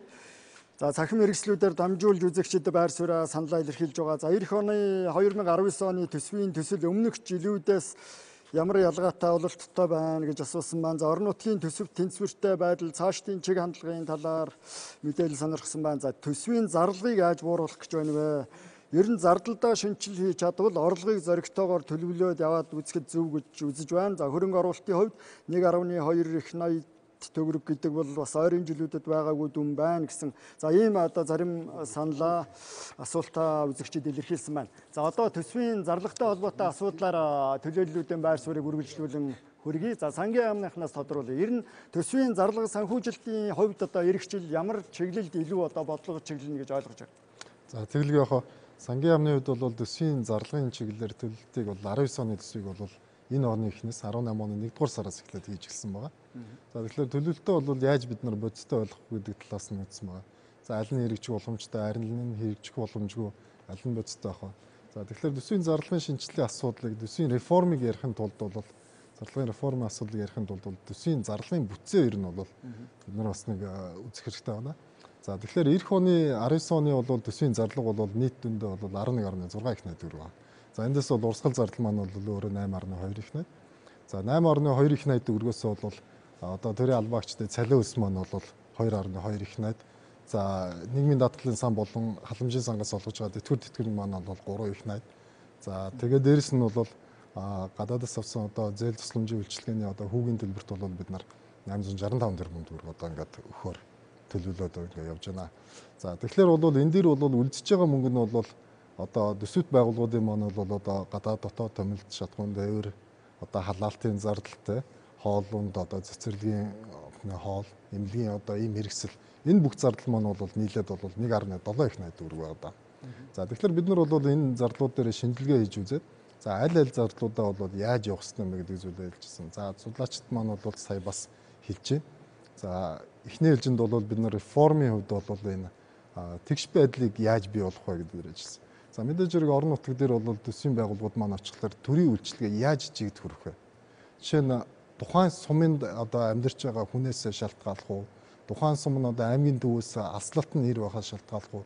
Аймгийн төвөөс алслалттай нь бол одоо юу гэдэг засмал замаар холбогдсон уугүй гэдгээс шалтгаалаад төрийн үртэмж ямар хөө. Жишээ нь эмнэлгийн зардал бол тэнд яаж төлөвлөх үед нь бол одоо тэндээс бол гарч ирэх одоо факторууд байна гэж болгож байна. Ер нь одоо төслийн хувилбараар бол эрхчил ямар төрлийн чиглэлийн зардлыг одоо өнөөгийн төвшөнд нь хадгалах гэдэг юм уу? За ямар шинээр ямар одоо санхүүжил зардал нэмэгдэж байгаа хандлага байна? За эрхчлийн төсвийн хувьд бол бид нар бол бодлогын арга хэмжээний хувьд бол өөрөөр хэлбэл одоо цалин үлсийг бол нэмэгдүүлэх гэсэн засгийн газрын бодлогын арга хэмжээ авсан. За тэтгэвэр тэтгэмжийн нэмэгдүүлэх гэж байна. За гайлын шинжилгээг хийх замаар бол орлогоо нэмэгдүүлээ те. Энэ орлого нэмэгдүүлэх иргэдийн одоо нийгмийн баталгааг хангах орлогын нэмэгдүүлэх чиглэлээр энэ бодлогын арга хэмжээнд хийж байгаа зардлуудыг бол өсгсөн. Бусад бүх төрлийн зарлуудыг төсөлд байгууллагын хувьд бол 18 оны төвшөнд нь бол авч үзье гэсэн тийм байдлаар бол явсан байгаа. За даваасан буу. Зардал санхүүжилтийн хувьд оновчтой ямар бодлого байх хэвээр? За ер нь би яхаад нэг юм хэлье. Монгол улсын ядуурлын төвшин 2016 оны хувьд 30% байлаа. Тийм ээ. Баян хоосны ялгаа их нэмэгдэж байна. Тэгш ус байдал их нэмэгдэж байна. Энэ нөхцөл төсвийн бодлого яах вэ? Яах вэ? Бүгдийг хамарсан санхүүжилтээс аль болохоор татгалцахаас өөр ямар зарга алга. Хүн бүхэнд тэр одоо мөнгө тоодгүй хүмүүст өгж боломгүй байна. Хоёрдугаар тэр хөнгөлт биш татвар хөнгөлтүүд. Тэр одоо тэр бензин. Би нэг том машинтай хүнээс жаахан бензин аваад энэ хотын тээвэрт чинь мөнгө өгье л та. Энэ хөнгөлтөд болооч. Энэ дээр энийг үе зарчмын реформ гэж яриад байгаа шүү дээ. Ингэж олон улсын байгууллагууд тохирсон байгаа. Дөрөв дэлхийн банкны хүн ярьж бас зардлын үед. Орлогч нь тасарч магадгүй шүү. Яа тэр үед яах вэ гэж. Яг энэ дээр бол би бас жаахан сэтгэл тайварчилсан л да. Нөгөө 11 2 тэрбум зардлын чи 3 их 80-тай тэнцэх нь хөрөнгө оруулалт юм байлээ. Тэгэхээр одоо таны хүмүүсийн цалин хасчих чадахгүй. Хүмүүсийн өдөр тутмын орлогын хуулиар олгогдсон тэтгэврийг хасчих чадахгүй. Хуулиар явж байгаа эмнэлгийн урсгал зардлыг хасчих чадахгүй арга ятгатал одоо манай сангийн бид нар чинь хөрөнгө оруулалтаа зогсоодог юм л да. Тийм учраас тэр улсуудын яриад байгаа тэр ач холбогдол муутай тэр хөрөнгө оруулалтыг хойш нь татах юм байна да. Гэж би одоо бас зардал тал дээр нь бодож байна. Реформын хувьд бол сая тэр. За ямар ч байсан гэсэн энэ 19 онд 18 19 онд энэ сургууль соёлын асуудлыг шийдэх нь байна. Цаашдаа зэдки бид нар бол энэ бас зарим нэг зүйлийг энэ хийх нь чухал байхаа. Ялангуяа мөнгөний бодлогон дээр сангийн бодлого дээр энэ Монгол банкнаас төсөв гаргаад судалгаа хийж байгаа л да. Төгрөгийн доктортой байдлыг хангахад экспортын үйлдвэрлэлийг нэмэгдүүлэх ямар механизм байна вэ? Ямар боломж байна гэдэг агуулгын үүднээс цэсийг яаж ашигтай болох уу? Нүүрсийг яаж ашигтай болох уу? Ноолорыг яах уу? Арсыг яах уу гэдгээр мэрэгжлийн байгууллагууд судалгаа хийлгэж байгаа. За энэний үр дүнгээр үнэхээр ийм хөрөнгө хүрэлцээтэй хэрэгтэй байна гэвэл энэ их усүрийг санхүүжүүлэх схемээ зохион байгуулах баха. Энэ үед бол Төв банк ямар хэмжээний үүрэг хүлээх юм, сангийн яам ямар хэмжээний үүрэг хүлээх юм, энэ улсын их ерөнхийд ихчээс хүсээд байгаа энэ зүйлийг чинь судалгааны хүрээнд зөндөө хийгдэж штэ. Энэ хийгдэж байгаа. Энэ дүн, энэ яригдаад байгаа зүйлийг ярьсны дараа хийгдэх байхаа гэж бодож байгаа. Энэ өөрөлдөх юм бол бид өнөөдөр ямар үйлдвэрлэлийг дэмжих вэ? Хин юу хийж чадчихна гэдэг судалгааг Дэлхийн банк хийж байгаа, Азийн хөгжлийн банк хийж байгаа, мөн дээрээс нь Европын холбоо хийж байгаа юм бол энэ бүгдийг нэг авч үзэж сангийн яам маань авах байхаа. Дэлхийн ертөнцид зах зээлд бол ганцхан төсөв ярьдаггүй шүү сангийн яам чинь. Эдийн засгийнхаа бодлогыг авч үзэн, институтээр гарсан судалгааг авч үзэн, нэгдсэн журмаар явдаг энэ л ашигаараа явна байхаа гэж найдаж. За Бацангийн судалгаа. За төсвийн зарлагын хүрээнд бол ерөнхийдөө бас нэлээд өндөр ус төлөвлөгдсөн байж байгаа. Онцлог нь гэвэл бас хөрөнгө оруулалтуудыг бас нэлээд ихээр санхүүжүүлэх гэсэн байна лээ. За энэ бол яг барилгын салбар бүтэн байгуулалтын ажлуудаар дамжигдаад бас эдийн засгийн талаасаа бол бас нэлээд хөрөнгө оруулалт, эдийн засгийн худалдаа авалтын өсөлтөөр одоо дэмжигдээд тэгээд тэрнтэй холбоотойгоор дам нөлөөллүүд нэлээд бий болно. Орлогын өсөлтөнд бол дэмжлэг үзүүлнэ. За урсгал зардал дээр ярих юм бол 2.2 их 80 гэж төлөвлөсөн байгаа нь бол бас их өндөр цалин юм байна. Цаашдаа ер нь энэ 2 их 80 маань энэ төр засгийн одоо бүтцтэйгээ харьцуулахад ямар байдгийг гэдгээ бас эргэж нэг харах хэрэгтэй гэж үзэж байгаа юм. За тэрнээс гадна бол орон нутгийн одоо төсвийн шинжилгээ хийх талаар ямар бодлого төлөвлөлтүүд хийгдэж байгаа гэхнээсээ бас их тодорхой одоо орлогын одоо хуваарлтууд хийгдэх юм байна. За тэгт одоо даваа самбуу доктор энэ бус хүмүүс ярьж байгаагаар бол яг харахгүй одоо энэ орлого хуваарлтын асуудал тулгамдсан. G1 коэффициент гэдэг үзүүлэлт бол байнга л одоо нэмэгдэж идэг. Тэр нь бол буурж ээж л одоо бид өсөх ёстой гэдгийг бол судалгаагаар баталсан байдаг. Өөрөөр хэлбэл иргэдээ орлоготой болох тал дээр нь эргэж төлөгдөх цэвэр зээлийн хэмжээ бас шамбалтай байна уу гэж одоо харсан. Тэр нь бол эргээд нөгөө мөнгө санхүүгийн бодлогоор одоо иргэдтэй аж ахуй нэгжүүдтэй хүргэж чаддгүй байгаа тэр орон зайг жижиг дунд үйлдвэрлэлийг хөгжүүлэх замаар иргэдтэй одоо хүргэдэг тийм мөнгөний хэмжээ бол төдийл их байхгүй байна уу гэж. Нөгөө талаас ер нь эргээд нэг харахад бол бид энэ асуудлыг ингээд алдаатай дутагдaltaй талаас нь бол одоо ярьж байгаа нэг сайн. Гэлээхдээ эргээд одоо энэ анхаарах асуудлыг бид дахиад ярьж явах уугүй юу гэдэг асуултын хариултыг бас нэг удаа ярих хэрэгтэй болов уу гэж бодож байгаа. Жишээ нь энэ дээр төрийн байгууллагууд өөрсдийгөө хөгжүүлэх, менежментийн чадахжуулах чиглэлээр ер нь ямар хэмжээний төсөв тусгадгийг, тэр нь эргээд энэ хүмүүсийн хүний нөөцийн чадамжаар эргээд ямар үр дүнгийн өөрчлөлтийг бас авчиртын гэдэг өөрийгөө хүнээрүүл одоо өөрийгөө баг хараад үйл ажиллагаагаа л одоо яриад байдаг хүн байвал тэр өсч хөгжих үү гэдэг асуултын хариулт бас байдаг шүү дээ, тийм ээ. Тийм л дээ. За, Батэрдэн доктор. За, зарлагын хувьд бол ер нь бол хөрөнгө оруулалт доктортой зардал дотроо доктортой явах хэрэгтэй юм. Яагаад ингэж юм гэхээр энэ аж ахуйн байгууллагууд чинь тэр хүлээлт үүсдэг. Ер нь тэр бүтээн байгуулалтын ажлыг хийхин тулд цаана асар их бэлтгэл ажил, цаг хугацаа шаарддаг. Манай одоо өнгөрсөн одоо жилүүдийн түүхээс харахад бол нэг өндөр болж ирэл, нэг одоо доошоо ундаг, дахиад одоо 1.2 их 80 болгож өсөж байна. Тэгээ энэ бүгд чинь бол одоо аж ахуйн байгууллага эдийн засгийн нөгөө бүтээгчдийг чинь бол одоо зарцаадаг, зогсоодог, үр ашиггүй болгодог. Жишээл тодорхой хэмжээний хөрөнгө оруулалт явах нь гэж одоо таамаглал аваад бол тохиолдол аваад тодорхой хэмжээний зээл авдаг, тодорхой машин техникээ бэлддэг хүмүүс дараагийн жил нь унчих юм бол жишээл одоо өрөнд орчдөг, шаталт болно гэх юм. Одоо ийм маягаар бол энэ эдийн засгт их хохиролтой. Тийм учраас бол хөрөнгө оруулалтын эзлэх хувийг бол их доктортой төлөвлөж их бодиттой баймаар. Би даваас буугатай одоо санал нэг байна л да. Ер нь төсвийн асуудлыг эдийн засгтай холбож ер нь нийгэм эдийн засгийн амьдралын том орон зайн дээрээ төсөв ямар нөлөө үзүүлэх вэ? Ер нь мөнгө одоо сангийн бодлогоор л бас эдийн засгийг зохицуулдаг юм одоо хуультайгаас ашиглал энтэйг их том одоо хүрээндээ бол харж явах хэрэгтэй. Тэгэхээр Монгол улс бол доктортой хөгжлийн үзэл баримтлалыг 30 он хүртэл бол баталсан. Энэ бол дэлхийн өмнө хүлээсэн үүрэг. Бид 30 онд эдийн засгийн одоо дотоодын нийт байтугай нэг хүнд ногдох хэмжээг бол 17.5 мянган долларт хүрэхээр ингээм амлалт авцсан орно шүү дээ. Одоо 10 жил үлдэж байна.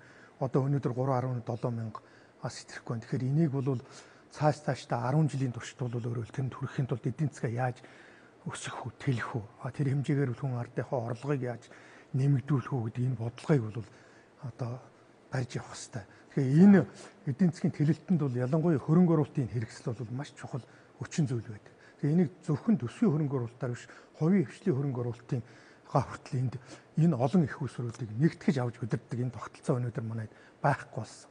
Жишээл хувийн хвшлийн хөрөнгө оруулалтын мэдээллүүдийг ерөөс анализ хийдэг ямар систем алга ба шүү дээ. Одоо би нэг аваад ингээд аж ахуйн байгууллагуудын тайлан болоосаа сүүлийн жилүүд 5 жил авч үзэж байна. Өөрийн орлогоор бол одоо 4-5 6 их 80 төгрөгийн хөрөнгө оруулалт хийгээд байна шүү дээ. Энийг хаанч анализ хийж энийг чиглүүлж байгаа юм одоо хэрэгсэл Монголд төрийн байгууллагууд байхгүй. Тийм учраас бол ер нь одоо төлөвлөлтийн нэгдмэл төлөвлөлтийн системд Монгол орн урт хугацаанд орох ёстой. Ер нь улс орны хөгжлийн бодлогыг нэгтгэж, зохицуул, зангидаж, уялдаа холбоо салбаруудын уялдааг нь хангадаг хэрэгсэл бол ерөөсөө төлөлтийн тогтолцоо юм. Энэ бол хөгжсөн орон болгоны туршлагаас харагдчихсан. Тийм учраас бол бид бол сангийн яам эдийн засгийн бодлогыг өнөөдөр аваад явж байна. Зэрэгцүүлээд ер нь цаашдаа бол энэ хөгжлийн бодлого төлөвлөлтийг авч явдаг энэ төрлийн институцийг одоо бий болгож урт хугацааны төлөвлөлтийн шинжилгээ хийдэг, төлөвлөдөг. Энийгээ урт хугацааны стратеги, дунд хугацаа, богино хугацаатайгаа холбож нэгдмэл бодлогоор авч явдаг. Энэ одоо төрлийн хэрэгслүүдийг бий болгохгүй бол бид цаашдаа урт хугацааны хөгжлийг хангахад хэцүү. За баярлалаа. За Ирэн агш.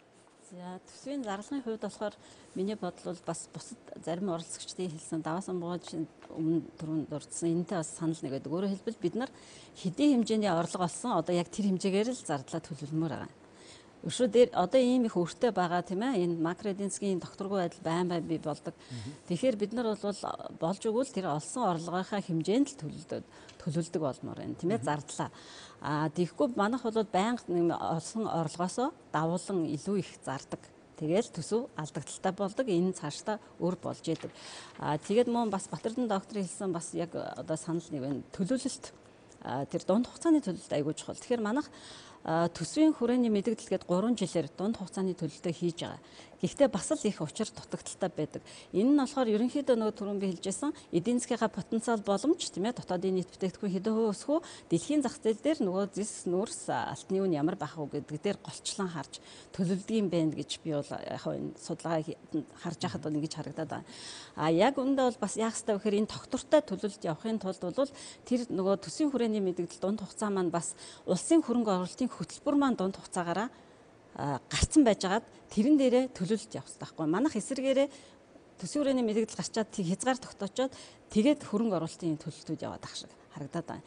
Тэгэхээр энэ нөгөө макро эдийн засгийн тогтворчлтын асуудал чинь ингээд байнгын проблем байдаг. Бид нар 28 жилийн хугацаанд 90 оноос хойш 6 удаа олон улсын валютын сангийн хөтөлбөрт хамрагдсан байдгийг саяхан би нэг судалгаа хийсэн. Тэрний 3 нь болохоор stand by тийм ээ бүр цэвэр макро тогтворчлт. 3 нь бол яг хуу ядварлыг буруулах, бүтцийн өөрчлөлтийг дэмжих гэсэн ийм хөтөлбөр байна. Тэгэхээр 28 жилийн хугацаанд 6 удаа хөтөлбөрт хамрагдана гэдэг маань 4-5 жилийн циклтэй бид нар байнга хэлбэлцэж гин гэсэн үг. Эдийн засаг маань тогтворгүй байдал бий болж тэгээд өөрсдөө тэрийг шийдэж чадахгүй олон улсын валютын санд орж шийдэж идэг. Хэрвээ төсвийн зарлагын дотоодын нийт бүтээгдэхүүн эзлэх хувь хэмжээг ерөнхийдөө ингээ гаргаад харж идэг. Төрийн эдийн засагт одоо гүйцэтгэж байгаа үүрэг функц тийм ээ. Ямар хувь байна вэ гэх. Тэгэхээр 28 жилийн хугацаанд энийг харахаар зигзаг хэлбэртэй байгаа байхгүй манай график. Бусад орны нөгөө OECD тийм ээ эдийн засгийн хамтын ажиллагаа хөгжлийн байгууллагаас гаргасан 1960 оноос хойш өнөөдрийг хүртэлх энэ одоо тийм ээ төсвийн зарлагын дотоодын нийт бүтээгдэхүүн эзлэх хувь хэмжээний график нь бараг шулуун шугам байгаа байхгүй юу. 35-6% байсан бол сүүлийн 50-60 жилийн туршид жилд нэг ганц 1% хүрэхгүйгээр өссөн тийм ээ. Жишээ нь Америк гэхэд 33 байж байгаа одоо бол 38 явж байгаа жишээ нь. Европын орнууд гэхэд тийм ээ Скандинав бол арай өндөр байдаг бол нэг 55 орчим хувьдаа л хэлбэлцэж байдаг. Манайх бол нэг 45% болно, нэг 20% болно, нэг 30% болно ингээд жил болгон юм зигзаг хэлбэрээр явж байгаа. Тэгэхээр энэ маань бид нар зарлагын тал дээрээ тогтвортой бодлого бас байхгүй байгаа гэдгийг л харуулдаг байгаа. За даваадлаа эдийн засаг. За бусад хүмүүс бол ерөнхийдөө төлөвлөлт одоо ер нь нэлээд том зургаар нь нэлээд ярих шиг боллоо. Миний хувьд зөвхөн одоо өргөн барьсан төсвүүдээр нэлээд төвлөрч ярив. Ялангуяа за зардлын хувьд бол урсгал зардал дээр түрүүн сангийн яамныхаа хэлсэн.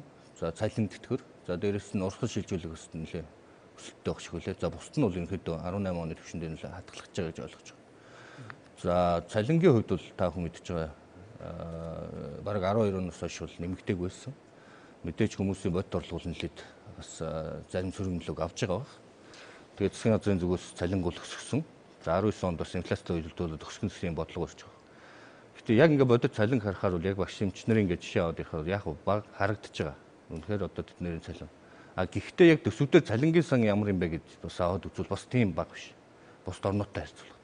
Тэгэхээр яг асуудал нь бас юунд вэ гэдгийг бид нар бас сайн хармаар. Яг төрийн албан агчдын эсвэл төрд ажиллаж байгаа одоо энэ төрөө цалин авч байгаа хүмүүсийн тоон нэмэгчээд байна уу? Эсвэл одоо цалин үнэхээр багтаад байна. Энийг бас зөв нэлээд одоо улс ортой томоохон судалгаа хийгээд энэ дээрээ цалингийн бас нэлээд сайжруулсан бодлоготой болох нь зөв болов. За энэ дээр бол сангийн яамыг би бас одоогоор энэ дээр яг тулж ажиллаж байгаа гэж ойлгож байгаа. Ялангуяа энийг захимжуулах байдлаар. За хоёрдугаар тулд итгэр бол мэдээж ингээд амьдралынхаа өртөгтэй ингээд нэмэгдүүлэх байдлаар ингээд явж байгаа. За урсгал шилжүүлэлт дээр түрүү хэлсэн.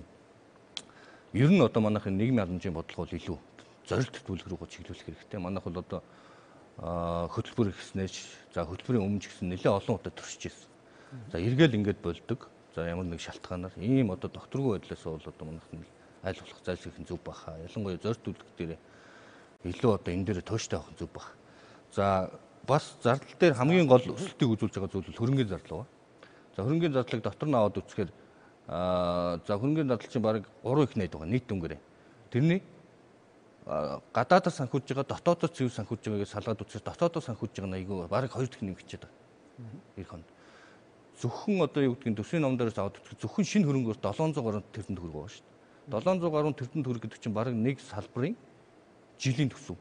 Тэгэхээр ийм их хэмжээний чи одоо юу гэдгийг ийм одоо нэг жил ийм шинэ хөрөнгө оруулалт хийх нь хэр зохимжтой юм. Мэдээж хийх нь зөв. Одоо юу гэдгийг шаардлагатай хөрөнгө оруулалт. Гэхдээ хэмжээний хувьд хэр оновчтой болов гэдэг дээр бас анхаарал зөв болов. За дээрэс нь ганцхан зүйл бас нэмэт хэлчихье. Орлого тал дээр нэг юм бас би тооцоож онцолж хэлмээр байгаа. Ялангуяа энэ удаагийн төсөв бол одоо нөгөө ирээдүйн нөөц санд хоримтлагдах. Ирэх оноос хоримтлал үүснэ гэсэн ийм зүйлийг бол нэлээд онцолж байгаа. 500 орчим тэрбум төгрөгөөр. Тэгэхээр энэ дээр бас бол манай засгийн газрын зүгээс бол авч байгаа байр суурь бол энийг бол одоо хоримтлуулнаа. За төсөвт эргээд ашиглахгүй, эргээд ингээд хоримтлуулд авч явна гэсэн байр суурьтай байгаа. Гэхдээ энэ дээр бас нэг бодлогын сонголт эргэж харуул зүгээр юм уу гэж бас хараад байгаа. Ялангуяа энэ төвлөрч байгаа хоримтлогч байгаа мөнгөө бид нэр эсвэл өндөр байгаа өрөө бууруулахад ашиглах хэрэгтэй юм уу? Эсвэл ингээд хоримтлалтаа хадгалах хэрэгтэй юм уу гэдэг дээр бас бодлого улс нэлээд анхаарч энэ дээр бас бодлогын сонголт хийх дээр бас эргэж харах болов. Аль нь илүү үр дүнтэй болоо гэдэг дээр бас анхааруул зүгээр байна. За нэвтрүүлгийн цаг дуусчихлаа. Сангийн яамнаас 90 зур зардал талд үр ашиггүй одоо зардлыг багасгах чиглэлд бол бодиттой өөрчлөлт гарч чадах уу? Тэглэг авах. Тэглэг авах. За зардлын хувьд бол бид нар бол тэгшдэх замаар за үнэхээр одоо юу гэдэг зарим байгууллагууд дээр бол харилцаа адилгүй төсвүүд очоод байна л да. Өндөр зарим дээр нь бол үнэхээр үйл ажиллагаагаа ч явуулж чадахгүй баг. За энэ зүйлийг бол тэгшдэх замаар бол зарлагыг тэлэхгүйгээр одоогийн түвшинд нь хадгалах замаар бол үрээшээг бол маш сайн сайжруулж чадна гэж бодож байна. Нөгөө талдаа бол бас захимжуулах асуудлыг одоо орчин үеийн технологи захимжуулах асуудлыг бол нэвтрүүлэх замаар бол зөвлөж чадна. За баярлалаа. Эрхэм үзэгчдээ Монголын үндэсний олон нийтийн телевизийн Монголын Мэдээ суваг парламентын хэлэлцүүлэг нэвтрүүлгээ хүргэлээ. За энэ удаагийн нэвтрүүлгээр 2019 оны улсын төсвийн төсөлтөд холбогдох зарим асуудлаар нийгмийн төлөөллүүдийн байр суурийг хүргэлээ. За нэвтрүүлэгт Сангийн яам, за мөн Дэлхийн банк, эдийн засагчид, за төсвийн доктортой байдлын зөвлөлийн төлөөллүүд оролцлоо. Үзэгч та бүхэнд баярлалаа.